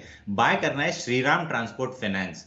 जिस तरीके से हमने ये ब्रेकआउट देखने को मिल रहा है, ये फरवरी से ये एक चैनल में ट्रेड करता है, चैनल निकलते नजर आ रहा है। जिस तरीके से ये ब्रेकआउट है, मेरा मानना है कि पहला टारगेट 1550 का रहेगा, जो कि बहुत नजदीक नहीं है, पर ये भी बहुत छोटा टारगेट है, ये मान के चल रहा हूं। मेरा मानना है कि जो पैटर्न है इसका टारगेट 1650 1675, जो कि 1 हफ्ते के अंदर आ जाना चाहिए। तो मेरा मानना है कि ऑप्शन के जरिए कामकाज करना चाहिए। आपको बाय करना है 1460 in the money call option, 1460 in the money call option, जो कि अभी 75 रुपए के आसपास ट्रेड कर रहा है। ये बाय करना है। आपका स्टॉप लॉस रहेगा लगभग 65, 10 रुपए की रिस्क लेके बाय करके चलना चाहिए, और टारगेट्स इसके लगभग डबल होते नजर आएंगे। 150 रुपए के टारगेट्स आपको कैजुअली श्रीराम ट्रांसपोर्ट फाइनेंस में देखने को मिलेंगे। तो ये कॉल बाय करने की सलाह है। मेरा मानना है कि इधर से बड़ी मूव आपको श्रीराम ट्रांसपोर्ट फाइनेंस में जरूर देखने को मिलेगी। इधर आपको जो ऑप्शन चेन डेटा है, इधर भी अनवाइंडिंग देखने को मिल रही है। पूरा जो चार्ट पैटर्न है बहुत ही स्ट्रांग है।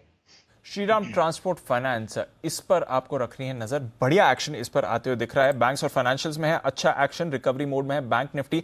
आइए अपनी बेहतरीन पिक्स लेकर तैयार हैं भसीन साहब।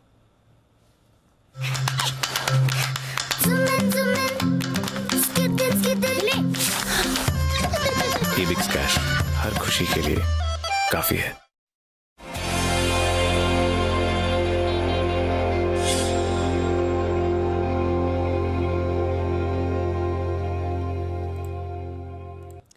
स्वागत है भसीन साहब, गुड आफ्टरनून। आपका conviction idea bank of Baroda जबरदस्त एक्शन दिखा रहा है सर, सबसे पहले तो बताएं क्या करना है अब इसमें।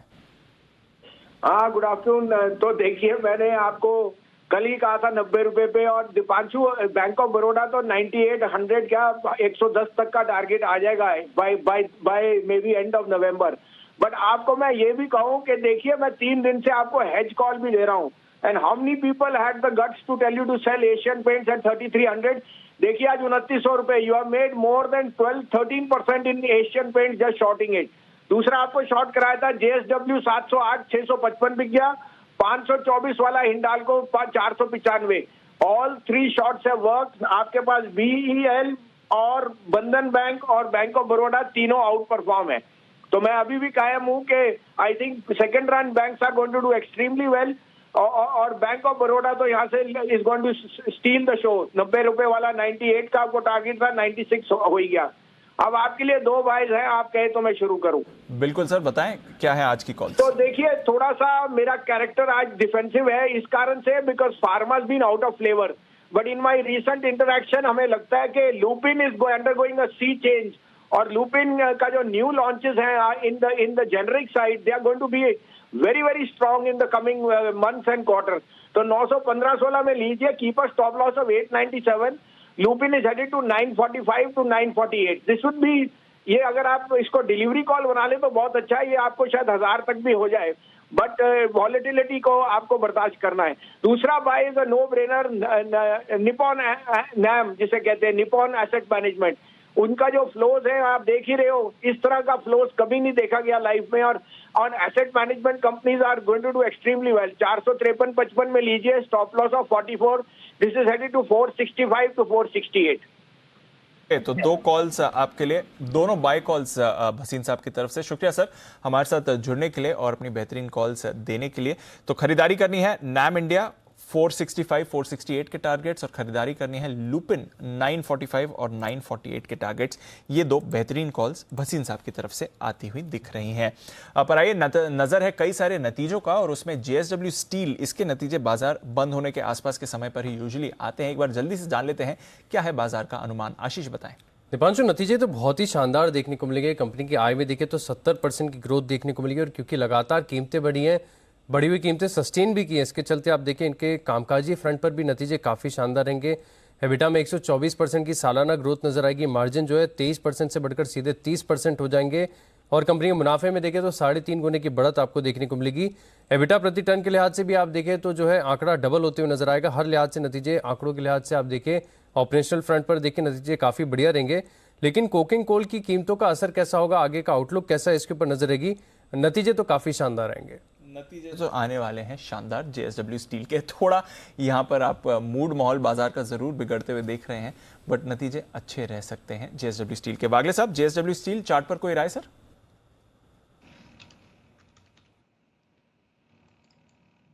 दीपांशु, एक सपोर्ट एरिया से घुमा है 655, 658। आज का लो 655 का है, तो ये शायद ब्रेक ना हो। ऊपर में 690, 700 भी इतने इजीली ब्रेक नहीं होगा। आज एक्चुअली मेटल्स जिस तरह से मॉर्निंग में गिरे थे, ये एक बाउंस बैक मूव है, तो मेरा मानना है 650, 700 की रेंज में ये होगा, मोमेंट होगा। तो मेरा उसके बियॉन्ड कोई व्यू नहीं है। तो नजर रखते हैं JSW स्टील। थोड़ा मेटल से मूड माहौल बाजार का बदला हुआ है, बट यहाँ पर रखनी पड़ेगी नजर। इस बीच एक इंपॉर्टेंट डेवलपमेंट आते हुए दिख रहा है। ऑफकोर्स ज्यादा लिस्टेड स्टॉक्स का इमीडिएटली इस पर इंपैक्ट नहीं आएगा, बट राजीव चंद्रशेखर साहब जो minister of state for information and technology हैं, उनका कहना है कि नवंबर में सरकार करेगी एक सेमीकंडक्टर कॉन्फ्रेंस। सेमीकंडक्टर पॉलिसी लाने की तैयारी में है सरकार। तो चर्चा के बाद, इस कॉन्फ्रेंस में चर्चा के बाद पॉलिसी को लाया जाएगा। सेमीकंडक्टर मैन्युफैक्चरिंग के लिए भारत को आत्मनिर्भर बनाने का प्लान है। 5 साल में $1 ट्रिलियन डिजिटल इकोनॉमी का लक्ष्य है, इसकी भी बात कर रहे हैं। तो बड़ा एक्शन आते हुए दिख रहा है सरकार की तरफ से। जो सेमीकंडक्टर शॉर्टेज है ग्लोबली, उसमें भारत कैसे आत्मनिर्भर बन सकता है और अपनी मैन्युफैक्चरिंग इस स्पेस में तैयार कर सकता है, इस पर आपको डेवलपमेंट आते हुए दिखेगा। तो चलिए नजर रखेंगे, बट कुछ इंपॉर्टेंट कमेंट्स आते हुए दिख रहे हैं सरकार की तरफ से। मेटल स्टॉक्स की हम बात कर ही रहे हैं और जेएसडब्ल्यू स्टील के तो ऑफ कोर्स नतीजों का इंतजार है, बट एक इंटरेस्टिंग और रिसर्च करी है आशीष ने एक और मेटल काउंटर पर, जो इन बाकी दिग्गजों के मुताबिक अगर देखें तो अभी भी काफी सस्ता है। कौन सा है ये स्टॉक आशीष? दीपांशु, सेल है स्टॉक, और इनफैक्ट आप निश्चित स्तर से देखें तो सबको लगता है कि स्टॉक कितना बढ़ चुका है, कितना महंगा हो गया है ना, काफी ज्यादा। लेकिन वैल्यूएशंस आप देखें तो बहुत सपोर्टिव, और इनफैक्ट पूरे सेक्टर का अगर आप कंपैरेटिव वैल्यूएशन करके देखें तो स्टॉक बहुत आकर्षक नजर आ रहा है। पहले कुछ फंडामेंटल पॉइंटर्स मैं आपके सामने रख देता हूं, उसके बाद आपको बताऊंगा कि क्यों वैल्यूएशन इसके सस्ते हैं। सबसे पहले देखिए कि बड़ा केपेक्स जो इनका 2030 में पूरा हो जाएगा, उसके बाद करीब 27 मिलियन टन प्रति एनम की जो क्षमता है वो कंपनी के अंदर ऐड हो जाएगी। और सेल दूसरी स्टील कंपनियों से अलग इसके लिए क्योंकि ये पूरी तरीके से इंटीग्रेटेड है। आयरन ओर का बड़ा भंडार है इनके पास, और इनफैक्ट आयरन ओर के अच्छे सरप्लस है। वहीं पर एक तरफ आप देखिए कि जेएसडब्ल्यू स्टील हो, जेएसपीएल हो, इनको दूसरी जगहों से आयरन ओर सोर्स करना पड़ता है, लेकिन इनके पास सरप्लस है और ये बाजार में इसको बेच भी सकते हैं।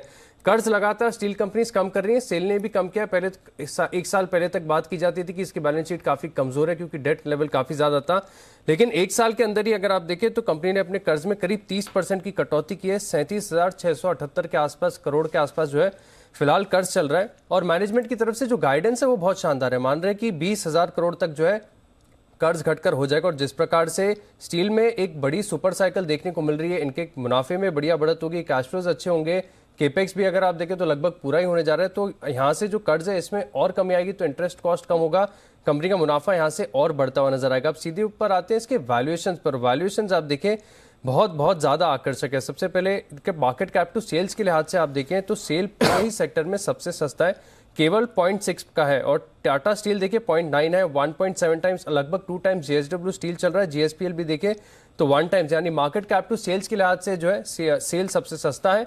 प्राइस टू बुक के लिहाज से भी आप देखें तो 1 टाइम्स पर सेल मिल रहा है आपको। बाकी के टाटा स्टील में आप देखें तो करीब 2.2 टाइम्स पर है, 3.5 टाइम्स में सबसे महंगा है जेएसडब्ल्यू स्टील, 1.4 टाइम्स पर है जेएसपीएल। तो यानी प्राइस टू बुक के लिहाज से भी देखें और पी भी देखें तो करीब 5x का है, और जो मार्केट कैप है इसके लिहाज से भी काफी बढ़िया नजर आ रहा है। सबसे अच्छी बात है कि दिग्गज निवेशक भी जो है इस स्टॉक पर काफी ज्यादा बुलिश हो रहे हैं, क्योंकि खबर आते हुए देखी कि दिग्गज निवेशक राकेश झुंझुनवाला ने अपनी जो हिस्सेदारी है वो 1.39% से बढ़ाकर 1.76% कर दी।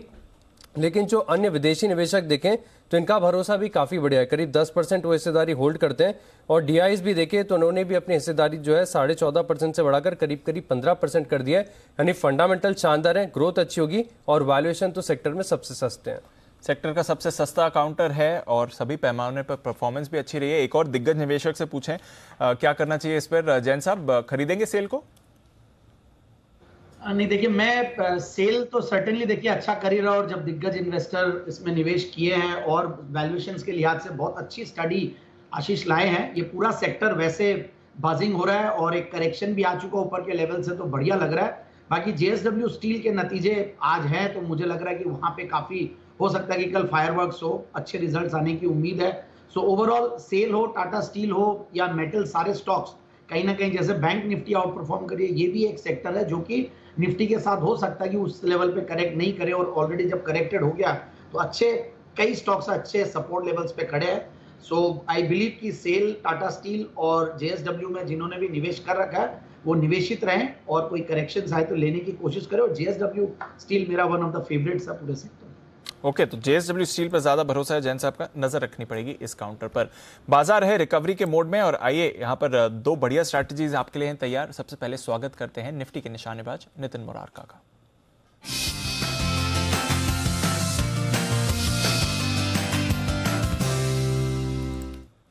गुड आफ्टरनून नितिन जी, बताएं सर।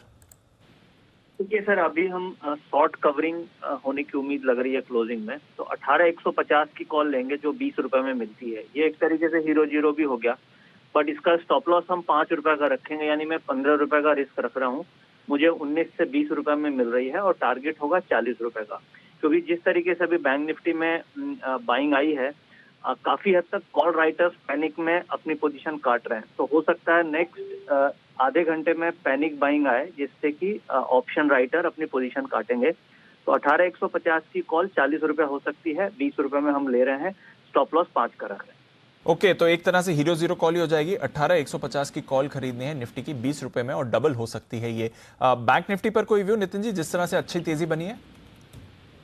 देखिए, हम निफ्टी पे ही अभी लेके चल रहे हैं, whereas Bank Nifty lead कर रहा है और बैंक निफ्टी हो सकता है 40,000 के ऊपर जाने को तैयार हो, क्योंकि शॉर्ट कवरिंग आने की उम्मीद बैंक निफ्टी में भी लग रही है। तो उसको देखते हुए अगर हमें बैंक निफ्टी पे बेट करना है तो बैंक निफ्टी की 40,000 की ही कॉल ऑप्शन होगी, जो अभी 25 रुपए की है, और शॉर्ट कवरिंग में ये 75 रुपए की हो सकती है। स्टॉप लॉस 10 रुपए का होगा। लिमिटेड रिस्क लें क्योंकि रिस्की है, बट 40,000 की कॉल पे शॉर्ट कवरिंग के लिए लास्ट में बेट किया जा सकता है। ओके, तो शॉर्ट कवरिंग है, 40,000 की कॉल खरीद सकते हैं बैंक निफ्टी की और 18,150 निफ्टी की कॉल खरीदनी है। नितिन जी, बहुत बहुत शुक्रिया हमारे साथ जुड़ने के लिए और अपनी कॉल देने के लिए।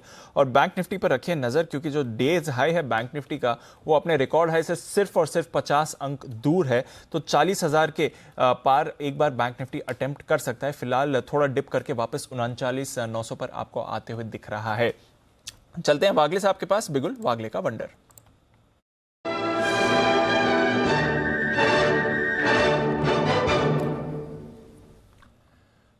बताएं वागले साहब। दीपांशु, आज ऐसा एक स्टॉक था जो मॉर्निंग की गिरावट में बिल्कुल भी ज्यादा गिरा नहीं था, हल्की सी गिरावट आई थी और अभी चलने लगा है। वो स्टॉक है टाटा मोटर्स। 505 504 के बीच में अभी के भाव में लिया जाना चाहिए। 499 का स्टॉप लॉस। 515 से 518 तक के टारगेट्स मैं कल तक देख रहा हूँ। बहुत ही अच्छा पैटर्न है, मुझे लगता है ये सस्टेन करना चाहिए। फ्रेश मूव आ रही है टाटा मोटर्स में कंसोलिडेशन के बाद और अच्छी मूव के लिए हो रहा है तैयार। टाटा मोटर्स डीवीआर पर भी रखिए नजर, जहां पर ऑफ कोर्स आज खबर आई थी कि झुंझुनवाला साहब ने अपना हिस्सा बढ़ाया है। इस बीच एलआईसी ने हिस्सा घटाया है। कोलगेट पर 1% की कटौती करी है, 4.07% से घटाकर 3.04% किया है। तो अपडेट्स आ रहे हैं शेयर होल्डिंग पैटर्न्स के और आप यहां पर काफी सारे स्टॉक्स में मूवमेंट भी बनते हुए देख रहे हैं।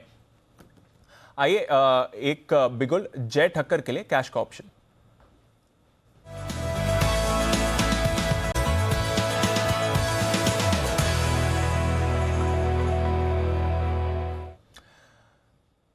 स्वागत है जय, गुड आफ्टरनून। बताएं क्या करना है? दीप, खरीदना है 28 अक्टूबर की एक्सपायरी का 39,800 का बैंक निफ्टी का कॉल 548 पर ट्रेड कर रहा है। यहाँ पे आप स्टॉप लॉस लगाइए 380 का, 380 का स्टॉप लॉस रहेगा। पहला टारगेट जो दीपांशु यहाँ पर निकल कर आ रहा है दैट इज 765, 765 का फर्स्ट टारगेट आ रहा है। दूसरा टारगेट जो दीप यहाँ पे निकल कर आ रहा है दैट इज 900, 765 एंड 900, ये दो टारगेट्स के लिए खरीद कर चलना है बैंक निफ्टी का। 39,800 का कॉल डेफिनेटली निफ्टी में भी शॉर्ट कवरिंग आएगी उसके कारण। और मुझे याद है सुबह मॉर्निंग में जब मैंने निफ्टी का कॉल दिया जो स्टॉप लॉस हुआ, अनफॉर्चुनेटली अनिल जी ने पूछा भी कि बैंक निफ्टी में ज्यादा स्ट्रेंथ है, और मैं तब कहा था कि अगर 39,800 के लेवल्स निकलेगा तो मैं उस पर बाय रिकमेंडेशन दूंगा। सो अनिल जी की तो सलाह वहां पे एकदम सटीक थी कि बैंक निफ्टी में स्ट्रेंथ ज्यादा था और ये वही इनफैक्ट देखने मिल रहा है। और फाइनली 39,800 के ऊपर भी बैंक निफ्टी निकलते हुए देखने मिल रहा है। बहुत ही इंपॉर्टेंट लेवल था दीप, एंड वो लेवल निकलते ही मुझे ऐसा लग रहा है कि it's heading now towards 40,200 to 40,400 levels. इसीलिए मैंने 39,800 का कॉल अभी रेकमेंड किया है। बैंक निफ्टी पर खरीदारी कराए 39,800 का कॉल खरीदारी करके चलें। 550 के लेवल्स के आसपास आपको मिलेगा। 765 और 900 यहां पर आपको रखनी है नजर। और ये अगले हफ्ते जो कि अब मंथली एक्सपायरी होगी वो आपको खरीद के जाना है, ना कि ऑफकोर्स आज की एक्सपायरी। जस्ट क्लैरिफिकेशन के लिए आपकी 450 पॉइंट ऊपर है आपके लिए बैंक निफ्टी इस समय। देखते हैं 40,000 का स्तर क्या आज आपको वापस छूते हुए दिखेगा या नहीं। चलते हैं सुमित जी के पास, बिगुल सुमित का सुपरहिट।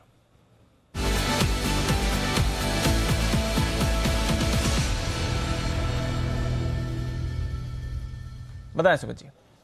दीपांशु, ऑटो सेक्टर में मोमेंटम बन रहा है। टाटा मोटर का थोड़ी देर पहले जिक्र हुआ, फिर वागले साहब ने कॉल भी दिया। अब मेरे को लग रहा है कि जो नेक्स्ट ऑटो सेक्टर का स्टॉक जो आ रहा है वो है अशोक लीलैंड। 139.80 का अभी भाव चल रहा है। स्टॉक के अंदर पिछले 3 से 4 दिन में गिरावट देखने को मिला है और अब स्टॉक यहां से ऊपर का मुंह दिखाने को तैयार है। 140 के ऊपर आज क्लोजिंग देखने को मिलता है, तो इसका अगला टारगेट बनेगा 144 रुपए से लेके 148 रुपए तक का, जो कि 2 से 4 दिन के अंदर देखने को मिल सकता है। 136, 135 ये नीचे में सपोर्ट लेवल है, तो 136 के नीचे का स्टॉप लॉस लगा के अशोक लीलैंड में यहाँ पे सीएमपी पे खरीदारी करे और ऊपर में जो टारगेट देखने को मिल सकते हैं वो है 144 और 148। लेलैंड, इस पर आपको करनी है खरीदारी। एक एक करके अब आप देख रहे हैं कई सारे स्टॉक काउंटर्स हैं जहां पर आपको रिवर्सल आते हुए दिख रहे हैं, तो बढ़िया रिकवरी आपको आ रही है बाजार में। 18,150 के लेवल को निफ्टी ने भी अभी क्रॉस किया है। थोड़ी देर पहले जब गिरावट हो रही थी तो 1850 के नीचे निफ्टी गया था, डर था कि क्या 18,000 का स्तर तोड़ेगा नहीं, वहां से अच्छी रिकवरी है। ऑफ कोर्स इसको लीड किया है बैंक्स ने, बट अब बाकी सेक्टर्स से भी यहां पर आपको पार्टिसिपेशन आते हुए दिख रहा है। इंडिया मार्ट पर भी रखिए नजर, इसके नतीजे आने वाले हैं आज और वहां पर आप एक्शन बनते हुए देख रहे हैं। थोड़ा थोड़ा मूवमेंट अभी अभी पॉजिटिव टेरिटरी में वापस आते हुए दिखा है। एक स्पाइक इस पर भी है नतीजों से पहले। आइए एक स्पेशल पिक का बिगुल मुदित जी के लिए।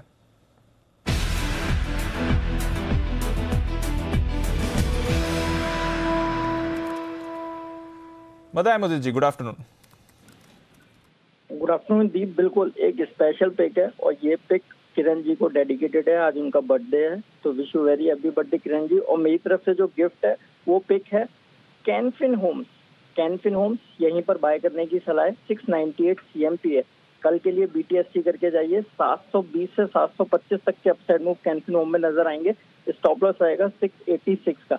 जिस तरह के चार्ट स्ट्रक्चर बने हैं, आज लो बना के इस काउंटर में बढ़िया बाइंग देखने को मिल रही है। प्रीवियस हाई के ऊपर ये काउंटर निकल गया है। चार्ट स्ट्रक्चर बड़े पॉजिटिव हैं। 725 से 730 तक के अपसाइड मूव कल के सेशन में नजर आएंगे। बाय करने की सलाह है। स्टॉप लॉस रहेगा 686 का। यह है आपके लिए कैनफिन होम्स, जहां पर आपको करनी है नजर। यहां पर आपको नतीजे आते हुए दिखेंगे और नतीजों का भी इंतजार है कैनफिन होम्स के। मुदित जी बहुत बहुत शुक्रिया बताने के लिए कैनफिन होम्स के बारे में। इनफैक्ट नतीजे भी आज आने वाले हैं, तो एक बार जान भी लेते हैं कैसे रहेंगे कैनफिन के नतीजे। कुशल हमारे साथ तैयार हैं बताने के लिए। कुशल बताएं कैनफिन कैसे रहेंगे नतीजे। देखिए दीपांशु, ओवरऑल जिस तरह से नंबर्स आने की एक्सपेक्टेशंस लगाई जा रही है कैनफिन होम्स में, ये चीज़ हमें देखनी होगी कि किस तरह से यहाँ पर इनकी जो आय है वहाँ पर बढ़ोतरी हमें देखने को मिलती है। पर कहीं ना कहीं अभी जो इम्पैक्ट एक्सपेक्टेड है वो 8.5% की गिरावट हम एक्सपेक्ट करके चल रहे हैं और 211 से घटकर 193 करोड़ की जो नेट इंटरेस्ट इनकम है वो कंपनी दर्ज कर सकती है। तो डिस्बर्समेंट जो है तिमाही आधार पर बढ़ते हुए नजर आएंगे और सालाना आधार पर अगर आप देखें तो जो प्रोविजनिंग है वो घटेगी। तो डेफिनेटली वो एक पॉजिटिव इंपैक्ट है कैनफिन होम्स के लिए।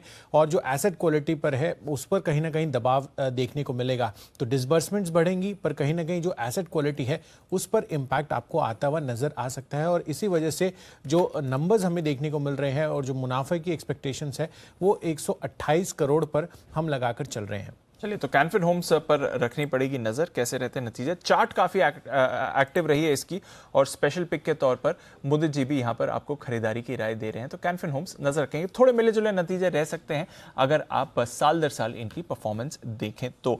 पर कुशल, कॉनकॉर इसके बारे में भी आप बता रहे हैं, इसके भी नतीजों का इंतजार है, क्या है अनुमान बाजार का? नंबर्स तो काफ़ी अच्छे दिख रहे हैं यहाँ पर। इनफैक्ट जिस तरह की वॉल्यूम ग्रोथ एक्सपेक्टेड है करीब 13% की हम एक्सपेक्टेशंस लगाकर चल रहे हैं और जो घरेलू वॉल्यूम ग्रोथ है वहाँ पर 14% की ग्रोथ एक्सपेक्टेड है। और फ्रेट रेट्स लॉकडाउन हटने की वजह से बढ़ते हुए नजर आए हैं, जिससे कंपनी की आय में ऑलमोस्ट 22.5% का उछाल की एक्सपेक्टेशंस है और 1,841 करोड़ कंपनी जो है आय दर्ज कर सकती है। दूसरी तरफ कंपनी का कामकाजी मुनाफे में भी 35% की ग्रोथ के साथ 424 करोड़ का फिगर आ सकता है और कंपनी की मार्जिन्स भी लाइकवाइज 20.8% से बढ़कर 2.2% की बढ़त रहेगी और 23% की मार्जिन्स कंपनी दर्ज कर सकती है।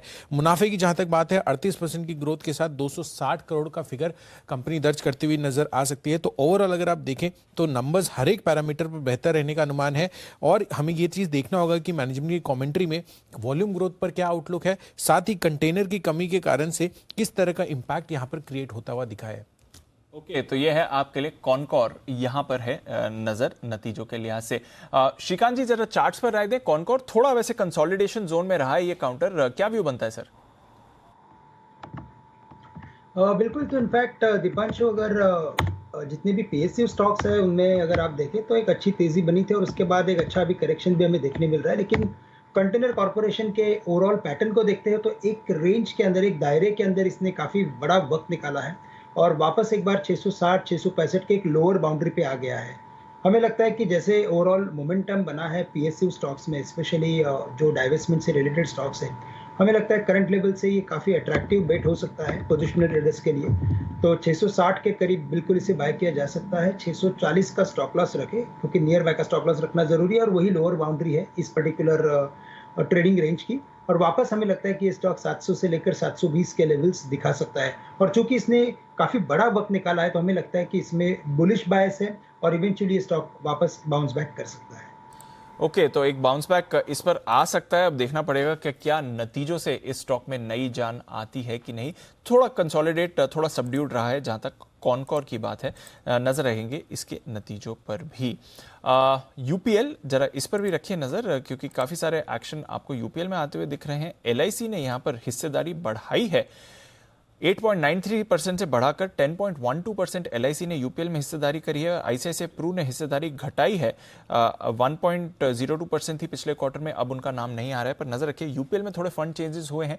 किरण जी, UPL का चार्ट, LIC ने हिस्सेदारी बढ़ाई है, ये भी थोड़ा एक रेंज में ही रहा है पिछले कुछ समय से। क्या रहा है सर इस पे? 700 का बहुत इंपॉर्टेंट बेस है इसका, ये टूटना नहीं चाहिए। जब तक इसके ऊपर है तब तक मुझे कोई डर नहीं है स्टॉक में। पर आपका जिनके पास लॉन्ग पोजीशन है इनके नीचे यानी 695 के आसपास के स्टॉप लॉसेस होने चाहिए। और जो नेक्स्ट इंपॉर्टेंट बैरियर है वो लगभग 760 के आसपास है।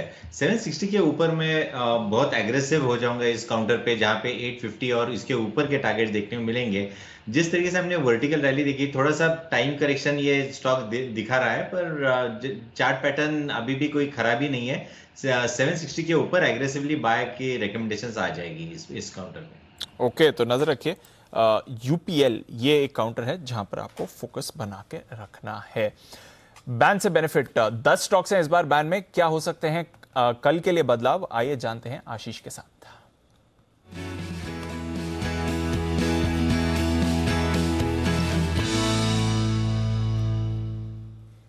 बाहर आ रहा है कोई काउंटर? दीपांशु, स्लाइड प्रोबेबिलिटी है ना, लेकिन कॉन्फिडेंटली बोल नहीं सकते। और स्टॉक भी ऐसा है सन टीवी जिसकी मार्केट वाइड पोजीशन लिमिट देखें तो करीब 82% के आसपास है और काफ़ी देर से रिफ्रेश करके देख रहा हूँ ना, कम नहीं हो रही है यहाँ पर। 81.77 81.88 इसके आसपास ही चल रही है। लेकिन आज की लिस्ट में एक खास बात है, मैं अभी थोड़ी देर पहले देख रहा था कि साल की हाईएस्ट है। इस साल में अब तक कोई भी दिन ऐसा नहीं रहा जिस दिन 10 स्टॉक्स पूरे बैन में हो। बिल्कुल, लास्ट हुआ थे 23 नवंबर 2020 को जब 10 स्टॉक्स बैन में थे। एक साल बाद हो रहा है? एक साल बाद हो रहा है करीब कि 11 महीने हो गए। तो स्टॉक तो कोई भी नहीं है आज जो ऐसा बाहर आएगा, क्योंकि सन टीवी है ना, ये आता नहीं है। 81 2 दिन पहले भी ऐसे ही था कि 82-83% पर आया था और लग रहा था बाहर आ जाएगा, फिर लेकिन आया नहीं है। ये स्टॉक ऐसा, बाकी के स्टॉक्स आ जाते हैं, ये ऐसा कि काफी पोजीशंस इनकी रिजिड होती हैं तो ये निकलेंगे नहीं बाहर। लेकिन एंट्री होने जा रही है 10 से। अब हो सकता है कि 11 स्टॉक आपको कल बैन में दिखें। वो है अदानी पोर्ट्स। यहाँ पर मार्केट वाइड पोजीशन लिमिट ने 95% के आंकड़े को अच्छी तरीके से क्रॉस कर दिया है। फिलहाल 109% है, तो पक्का ही हो गया अदानी पोर्ट्स बैन में आएगा। ओके, तो अदानी पोर्ट्स बैन में आने के लिए है तैयार, पर उसके सामने शायद, और बहुत कम प्रोबेबिलिटी है, पर शायद सन टीवी बाहर आ सकते हैं। बाकी सारे के सारे बने रहेंगे। बाकी कोई भी स्टॉक ऐसा नहीं जिसकी मार्केट वाइड पोजीशन लिमिट करीब 81% के आसपास भी हो। सबसे कम जो है वोडाफोन आइडिया, लेकिन 83% है और कम नहीं हो रही है। IRCTC तो अभी रहेगा, इसकी भी 83% है। तो चलिए, पॉसिबिलिटी नहीं है किसी और स्टॉक के बाहर आने की। शायद सन टीवी आ जाए, पर उसके सामने अदानी पोर्ट्स बैन में आपको जाते हुए दिख सकता है। बंसल जी, अदानी पोर्ट्स पर जरा राय दें, अगर बैन में आ रहा है कोई रणनीति इसके लिए? देखिए दीपांशु, टेक्निकल स्ट्रक्चर अच्छा है, बट अगर बैन में आ रहा है तो बेहतर है यहाँ से निकल जाना चाहिए। बैन में आते ही मोस्ट केसेस में हमने देखा है कि स्टॉक में ब्रेक लग जाती है, तो बैन में आ रहा है तो निकल जाना चाहिए और नजर रखनी चाहिए 805 के स्तरों के ऊपर। 805 के ऊपर निकलेगा तब यहाँ पर खरीदारी का व्यू बनाएंगे, एल्स दूसरे इतने अच्छे विकल्प उपलब्ध हैं, वहां पर नजर रखनी चाहिए। बिल्कुल, तो नजर रखिए अदानी पोर्ट्स, ये शायद बैन में आपको आते हुए दिखेगा। इस बीच कुछ मिड कैप्स हैं जहां पर बड़े आपको स्पाइक्स आते हुए दिख रहे हैं। जैन साहब, आपका एक रेकमेंडेड स्टॉक एंड्योरेंस टेक्नोलॉजीज कुछ बड़ा चल रहा है सर, इसमें अभी अभी एक स्पाइक आया 7.5% ऊपर एंड्योरेंस टेक्नोलॉजीज। जैन साहब, नहीं बिल्कुल, ये जैसा नाम है वैसा इसका काम और वैसा ही मैनेजमेंट क्वालिटी है और जबरदस्त कंपनी ने परफॉर्म किया है। और देखिए ईवी से रिलेटेड भी पॉजिटिव न्यूज इस कंपनी के साथ जुड़ी हुई है। तो मेरे हिसाब से तो देखिए पिछले क्वार्टर के अलावा जो 3-4 क्वार्टर गए वो बहुत ही फैंटास्टिक गए इस कंपनी के। तो मेरे हिसाब से आने वाले दिनों में भी, पहले फिर भी ये वैल्यूएशंस थोड़े महंगे लगते थे मुझे, हालांकि मैंने तो बहुत निचले स्तरों से स्टॉक को रेकमेंड किया 1000-1100 रुपए के लेवल से, और ऊपर के लेवल से अब करेक्ट हुआ है तो मुझे लगता है कि एक अच्छा खासा बाउंस दे सकता है। सो लेट्स सी, जिन्होंने ले रखा वो कंटिन्यू करे होल्ड करना, मेरे हिसाब से एंड्योरिंग रिटर्न्स देगा पोर्टफोलियो के लिए। ओके, तो ये है आपके लिए endurance take RVNL। Sumit ji, आज सुबह आप इसके बारे में बात कर रहे थे, कल सिद्धार्थ जी भी जो अपने PSU थीम के बारे में बात कर रहे थे वहां पर उन्होंने रेकमेंड किया था, और 10% का स्पाइक इस समय RVNL पर दिख रहा है। सुमित जी, फ्रेश बाइंग के संकेत क्या करें?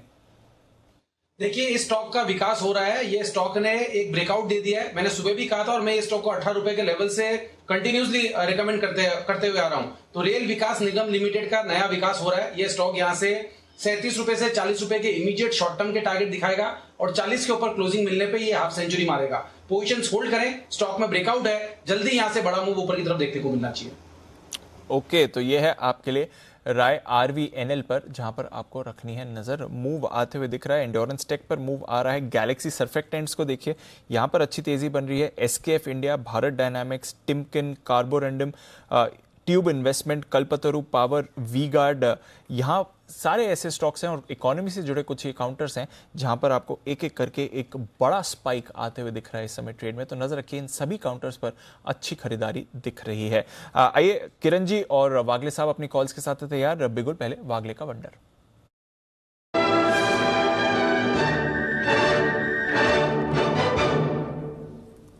बताएं सर। दीपांशु, मेरा BTST है श्रीराम ट्रांसपोर्ट फाइनेंस, जो किरण जी ने शायद बहुत पहले कवर किया था, लेकिन अभी कंफर्मेशन आया है 1500 के ऊपर।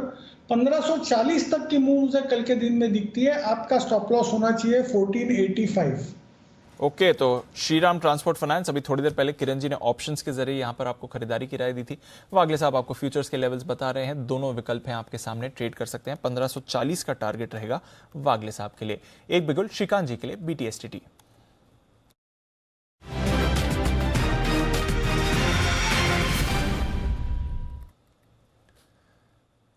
बताएं श्रीकांत जी। दीपांशु, देखिए मुझे लग रहा है कि कोल इंडिया पे एक फोकस किया जा सकता है, क्योंकि ये स्टॉक हमने काफ़ी अच्छी तेज़ी देखी थी इसमें और इसके बाद एक अच्छा करेक्टिव पैटर्न बना है और ऐसा लग रहा है कि इसका करेक्टिव पैटर्न का एक कंप्लीशन भी हो चुका है। तो करंट लेवल से 182-183 के करीब बिल्कुल इसे बाय किया जा सकता है। स्टॉप लॉस काफ़ी नज़दीक का है, 178 का स्टॉप लॉस रखे और हमें लगता है कि वापस ये स्टॉक 195 से लेकर 198 के लेवल्स दिखा सकता है। तो काफ़ी एक स्ट्रॉन्ग कैंडिडेट है, रिस्क रिवॉर्ड रेशो काफ़ी फेवरेबल है, तो करंट लेवल से कोल इंडिया को खरीदा जा सकता है। ओके, तो कोल इंडिया पर करें खरीदारी। 200 के लेवल से करेक्ट भी हो चुका है ये काउंटर और बाउंस बैक के लिए आपको तैयार होते हुए दिख रहा है। तो जो बाजार का 2-2.5 दिनों का करेक्शन था वो लग रहा है कि पूरा होते दिख रहा है, क्योंकि काफी सारे स्टॉक्स में आप बाउंस बैक देख रहे हैं और निफ्टी, बैंक निफ्टी में भी निचले स्तर से अच्छी रिकवरी आती हुई दिख रही है। ऑफकोर्स बैंक निफ्टी तो इस समय जबरदस्त लीडरशिप दिखा रहा है, 40,000 के पार बैंक निफ्टी आपको इस समय जाते हुए दिख रहा है अपने नए हाई से, सिर्फ और सिर्फ नया हाई बनते हुए दिख रहा है आपको बैंक निफ्टी पर इस समय। तो जो हमें लग ही रहा था कि एक बार बैंक निफ्टी आज नए हाई के अटेम्प्ट कर सकता है, वो आपको बनते हुए दिखा है। न्यू हाई बैंक निफ्टी पर आते हुए दिखा और अभी अभी बैंक निफ्टी ने नया हाई स्केल करा है। जबरदस्त एक्शन सारे के सारे बैंकिंग काउंटर्स में आपको आते हुए दिख रहा है। 1.25% की खरीदारी, ऑफकोर्स वीकली एक्सपायरी है तो इसका भी एक थोड़ा सा रोल हो सकता है इसमें, बट उसके अलावा भी बैंक निफ्टी शानदार मूव आज के ट्रेडिंग सेशन में आपको आती हुई दिख रही है और अब ये 40,000 का स्तर कंक्लूसिवली क्रॉस करते हुए बैंक निफ्टी नया हाई बनाते हुए, अनिल जी भी कह रहे थे कि अब लग रहा है कि बैंक निफ्टी नए हाई की तरफ आपको जाते हुए दिखेगा और बिल्कुल वैसा ही होते हुए दिखा है। तो न्यू हाई बैंक निफ्टी पर इस समय। आइए किरण जी, जो अभी थोड़ी देर पहले बैंक निफ्टी पर खरीदारी की भी राय दे रहे थे, किरण जी 40,250 का टारगेट दिया था, 40,50 का नया हाई बनते हुए दिखा है बैंक निफ्टी पे। तो अपनी बैंक निफ्टी की कॉल आपसे न्यू लेते हैं और किरण जी के लिए एक बिगुल भी उनकी फ्रेश पिक के लिए।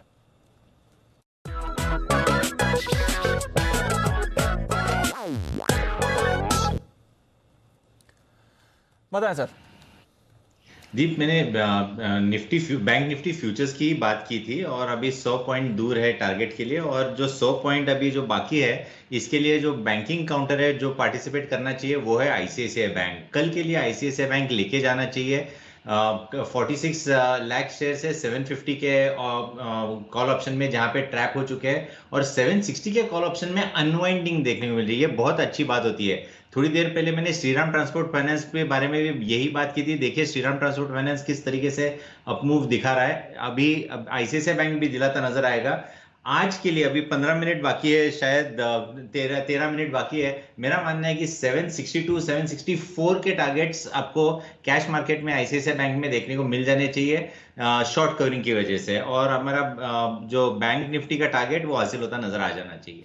बिल्कुल, तो जो बैंक निफ्टी का टारगेट है वो भी हासिल होते दिखना चाहिए, और आईसीआईसीआई बैंक एक फ्रेश कॉल 40,100 के पार अब आपको बैंक निफ्टी जाते हुए दिख रहा है। तो जबरदस्त मूव आई है, with in a matter of seconds आपने देखा है 100 पॉइंट का जंप बैंक निफ्टी ने दिखाया। तो जबरदस्त मूव आती हुई दिखी है। शॉर्ट कवरिंग जो निचले स्तरों से बात भी चल रही थी वो आपको बैंक्स में प्ले आउट होती हुई दिख रही है, और सारे बैंक्स इसमें पार्टिसिपेट कर रहे हैं। ऑफ कोर्स कोटक बैंक जो 3-4 दिनों से थोड़ी मूव दिखाने के संकेत दे रहा था, आज सबसे आगे है, और वीक बाजार में भी कोटक ने होल्ड आउट करा, और अब तो आप देख रहे हैं 6.5% की तेजी कोटक बैंक पर आपको आती हुई दिख रही है। इसके साथ ही बड़ी मूव आपको आती हुई दिख रही है आईसीआईसीआई बैंक में 2% ऊपर इस समय नजर रखिए इस पर। एचडीएफसी बैंक और एक्सिस बैंक भी थोड़ा सा पार्टिसिपेशन दिखा रहे हैं, और मिड कैप्स में देखिए RBL bank, PNB, federal bank, IDFC first, AU small finance bank, DCB, यहां पर भी आपको अच्छी एक्शन के संकेत दिख रहे हैं। ऑफ कोर्स एसबीआई, जहां पर हमारे सारे एक्सपर्ट्स की राय रही है, यहां पर भी तेजी है। सिर्फ इंडसइंड बैंक हल्की सुस्ती दिखाता हुआ, बट इसके अलावा सारे के सारे बैंक्स जबरदस्त एक्शन में है इस समय, और नए रिकॉर्ड हाई पर है इस समय बैंक निफ्टी। आरबीएल बैंक, जरा इस पर भी एक राय ली जाए, 200 के लेवल्स के करीब आते हुए दिख रहा है। बंसल जी जरा चार्ट पर राय दें आरबीएल बैंक के। देखिए दीपांशु, चार्ट स्ट्रक्चर पॉजिटिव है और नीचे से एक रिवर्सल देखने को मिल रहा है, और किरण जी ने इस पे बाय कॉल भी दिया हुआ है, तो उनकी राय के साथ मैं इत्तेफाक रखता हूं। जिन्होंने ले रखा है होल्ड करें। यहाँ पर जो पहला टारगेट बैठता है वो 203 से 205 का जोन बैठता है। एक बार ये लेवल्स आएंगे तो रिव्यू करेंगे। बाय एंड होल्ड की राय है आरबीएल बैंक पर। बिल्कुल, बाय एंड होल्ड की राय है आरबीएल बैंक पर। आइए देखते हैं सुमित जी को कोई बैंक शेयर पसंद आ रहा है या कोई और। बिगुल उनके लिए सुमित के सुपरहिट।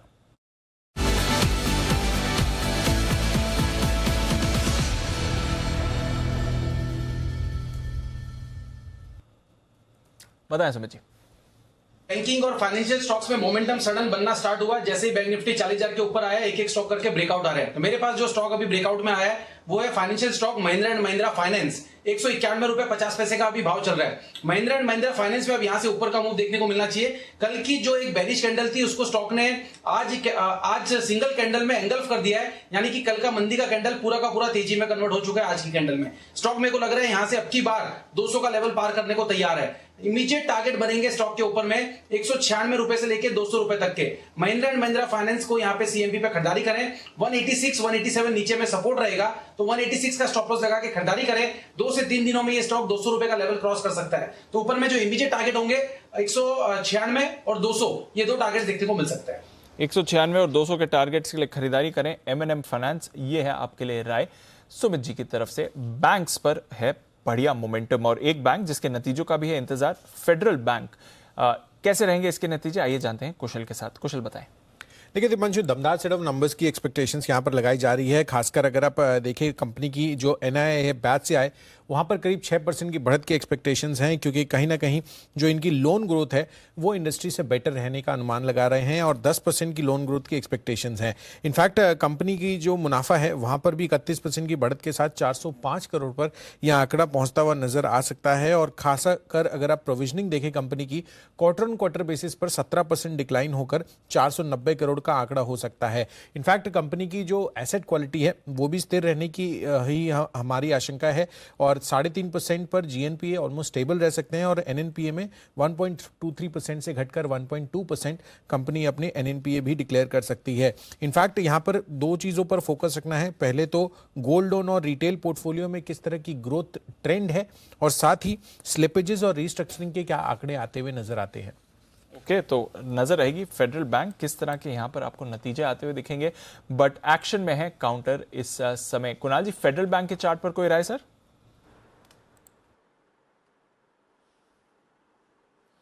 देखिए दीपांशु, आज सवेरे हम लोग चर्चा कर रहे थे फेडरल बैंक की और मैंने कहा था कि गजब का चार्ट है और अभी भी मैं कायम हूं उसी राय पर। बहुत शानदार चार्ट है, बिल्कुल बने रहना चाहिए। जिनके पास पोजीशन है, विशाल का एसेंडिंग ट्रायंगल का ब्रेकआउट फेडरल बैंक में आ चुका है, तो यहां पर उम्मीद यह है कि 105 110 के लेवल्स आते हुए दिखेंगे। जिनके पास है बने रहे, एक ट्रेलिंग स्टॉप लॉस 94 रुपए पर रख करके होल्ड करने की राय। ओके, तो यह है आपके लिए federal bank. Sumit ji, IDFC first पर कोई राय नहीं सर?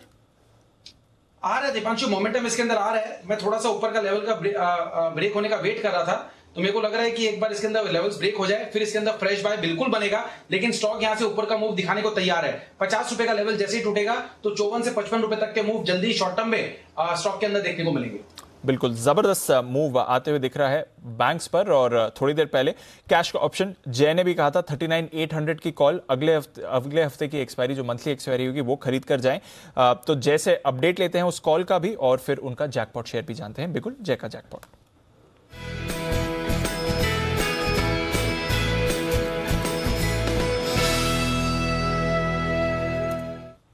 जय बताएं, पहले अपनी कॉल का अपडेट दें। बिल्कुल दीपांशु, वो करीब हमने दिया था 540 के आसपास, 540 550 के रेंज में दिया था। और दीप अगर आप देखें तो अभी डेज हाई पर वो ट्रेड कर रहा है, 684 हो चुका है। तो अच्छा मुनाफा ट्रेडर्स को वहां पे हो रहा है।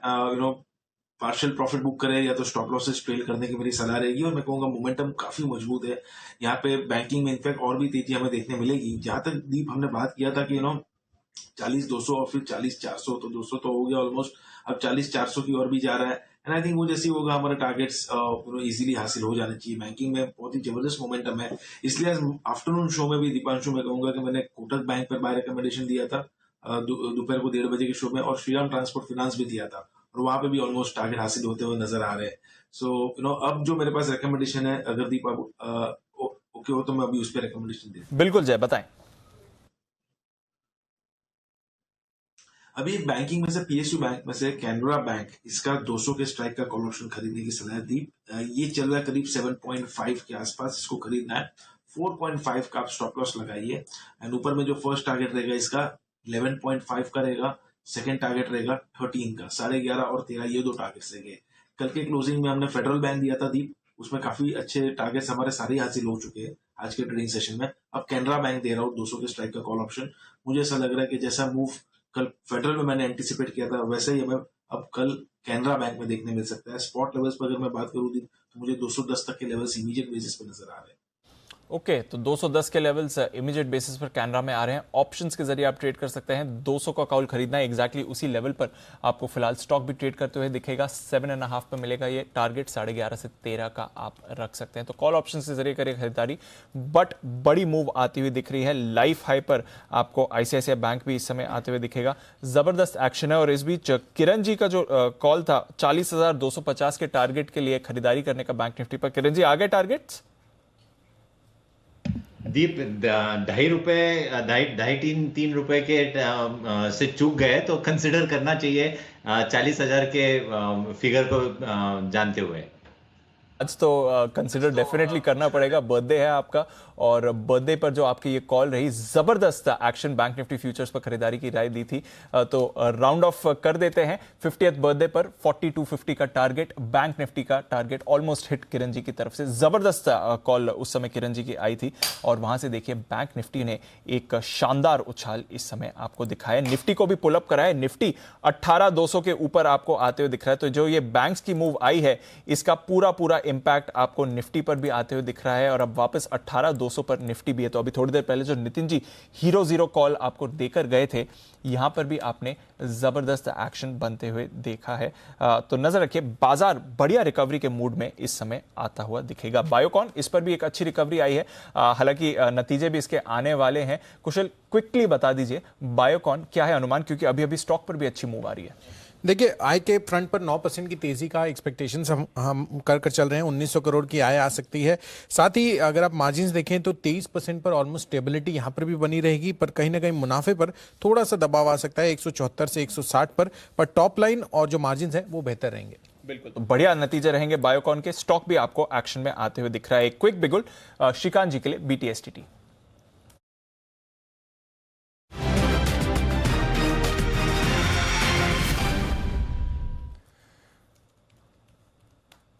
बताएं श्रीकांत जी।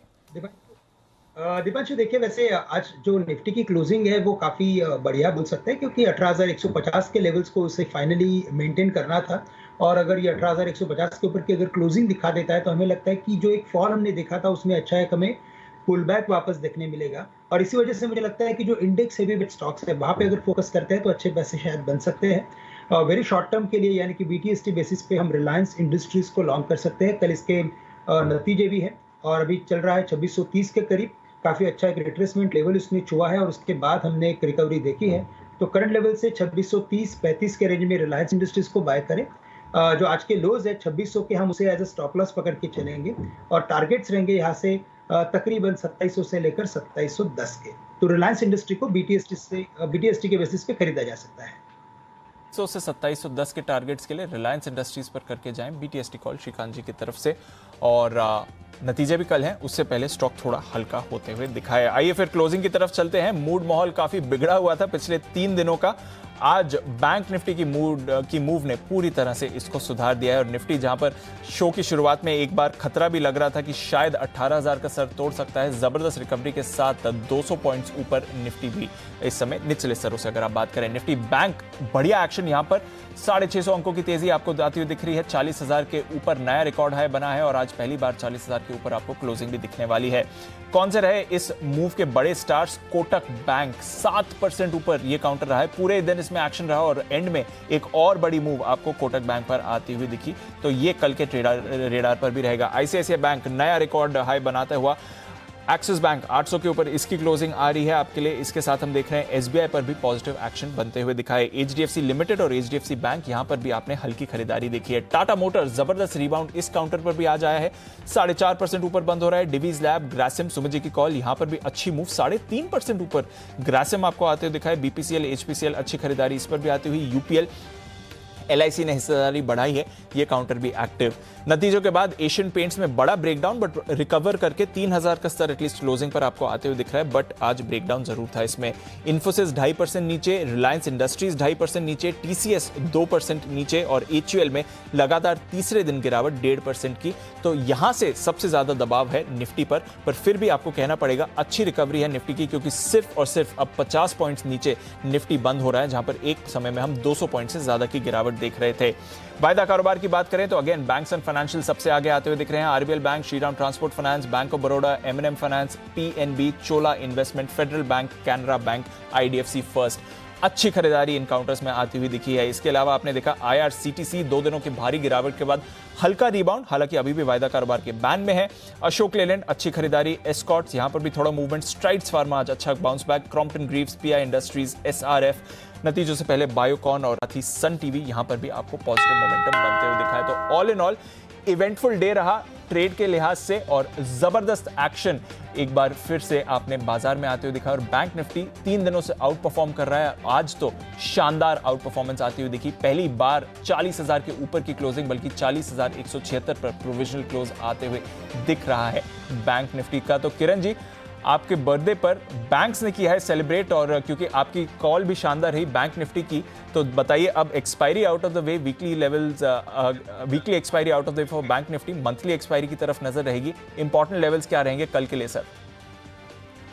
देखिए, आज का जो ब्रेकआउट रहा वही इम्पोर्टेंट लेवल रहेगा, जहां पे हमने देखा कि जिस तरीके से मूव देखने को मिली, तो मुझे लगता है कि बैंक निफ्टी में हमें देखना चाहिए कि 39,800 इसके नीचे नहीं जाना चाहिए। अगर ये सस्टेन होता है इसके ऊपर कल के सत्र में, तो और बढ़त देखने को मिलेगी। और मुझे लगता है कि अभी जो शॉर्ट्स है मंथली एक्सपायरी में, वो काफ़ी बड़े वॉल्यूम्स पे देखने को मिल रहे हैं और अभी वो कवरिंग होनी है। तो उसके चलते मुझे लगता है कि आपको 4800, 40,900 के फिगर्स कल या सोमवार तक देखने को मिल जाने चाहिए एक बार के लिए।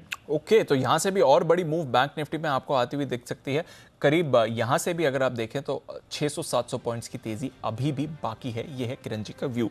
फाइनल क्लोजिंग फिगर्स आए उससे पहले एक बार आज शाम के लिए जो दमदार एक्शन तैयार है इसके बारे में आपको बता देते हैं। 100 करोड़ डोजेज वैक्सीनेशन का ये जादुई आंकड़ा आज देश ने हासिल कर लिया है। महज 9 महीने 5 दिन में इतनी बड़ी आबादी को कोरोना की जंग के खिलाफ तैयार कर देना कोई मामूली काम नहीं है। लेकिन कोरोना योद्धाओं, स्वास्थ्य कर्मचारियों के हौसले और सरकार की सुलझी हुई नीति के आगे पहाड़ सा दिखने वाला काम आसान होता गया और रिजल्ट आपके सामने है। आज हम अपनी खास पेशकश आपकी खबर आपका फायदा में देश की इस बड़ी कामयाबी पर चर्चा करेंगे और पेश करेंगे 100 करोड़ डोजेस का पूरा लेखा जोखा और जानने की कोशिश करेंगे कि क्या वैक्सीनेशन की मेगा रफ्तार ने कोरोना की जो प्रभाव था उसको हिला दिया है या अभी भी हमें इस महामारी से निपटने के लिए बहुत कुछ करने की जरूरत है। चर्चा में हमारे साथ होंगे डॉक्टर संजय के राय जो कि एक रिसर्चर हैं कोवैक्सीन के लिए एम्स से एसोसिएटेड, डॉक्टर एन के अरोड़ा जो कि प्रमुख हैं नेशनल टास्क फोर्स ICMR के, और साथ ही डॉक्टर समीर भाटी जो कि मेंबर हैं कोविड वैक्सीनेशन कमेटी के। शाम 4:56 पर देखना ना भूलें 100 करोड़ का दम, कोरोना हुआ बेदम। मनी गुरु की बात करें तो आप में से कई माता पिता अपने बच्चों को पॉकेट मनी देते होंगे, पर क्या आपको मालूम है कि बच्चा उस पॉकेट मनी को कहां और कैसे खर्च कर रहा है? बच्चों को पैसों की अहमियत शुरुआत से ही समझाना जरूरी है जिससे आगे चलकर उसमें बचत, खर्च और निवेश की आदत बने। तो पॉकेट मनी से कैसे कर सकते हैं पैसों की प्लानिंग और नए जमाने में डिजिटल पॉकेट मनी ऐप में क्या हैं फायदे, ये आज हम आपको बताएंगे। मनी गुरु शाम 6:26 देखिए छोटी उम्र में मनी मैनेजमेंट। हमारे साथ होंगे जूनियो ऐप के को फाउंडर शंकर नाथ। इंडिया 360 में आज कर्मचारी भविष्य निधि संगठन या EPFO से अगस्त से 14,81,000 नए मेंबर जुड़े हैं जो जुलाई के मुकाबले में करीब 13% ज्यादा हैं। यानी कि देश में रोजगार बढ़े हैं और उम्मीद जताई जा रही है कि आगे भी रोजगार के मौके बढ़ेंगे। तो आज इंडिया 360 में करेंगे EPFO के डेटा का विश्लेषण, साथ ही बताएंगे आपको देश में किन किन सेक्टर्स में बन रहे हैं रोजगार के मौके। जरूर देखें जॉब मार्केट के अच्छे दिन।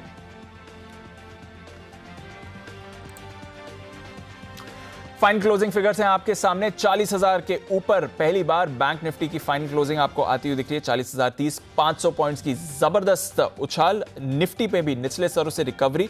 18,178 पर निफ्टी की भी क्लोजिंग। निचले स्तरों से देखें तो करीब 150 पॉइंट्स रिकवर होकर निफ्टी हुआ है बंद। इस बीच JSW स्टील के भी आंकड़े आपके आते हुए दिख रहे हैं और हमने अनुमान लगाया था दमदार रिजल्ट्स का और दमदार ही आपको नतीजे आते हुए दिखे हैं। मुनाफा देखिए 7,170 करोड़ का, हमारा अनुमान था 5,674 करोड़ का, तो अनुमान को भी काफी बड़े पैमाने पर इसने बीट करा है जो इनका मुनाफे का फिगर आते हुए आपको दिखा है। करीब 1,600 करोड़ से बढ़कर ये मुनाफा इनका 7,000 करोड़ से ज्यादा का आया है। कंसो आय की बात करें तो 19,264 करोड़ के मुकाबले में आपने देखा है आय पर भी जबरदस्त उछाल यहां पर आया है। करीब 32,500 करोड़ की आय है जो हमारे अनुमान के लगभग करीब ही है। तो आय का जबरदस्त उछाल, मुनाफे में करीब आपने देखा है 4 गुना उछाल आते हुए दिखा है। तो दमदार नतीजे JSW स्टील के एंड में थोड़ी रिकवरी भी रही। अब देखना पड़ेगा कि कल कैसी परफॉर्मेंस यहां पर आती हुई दिखेगी।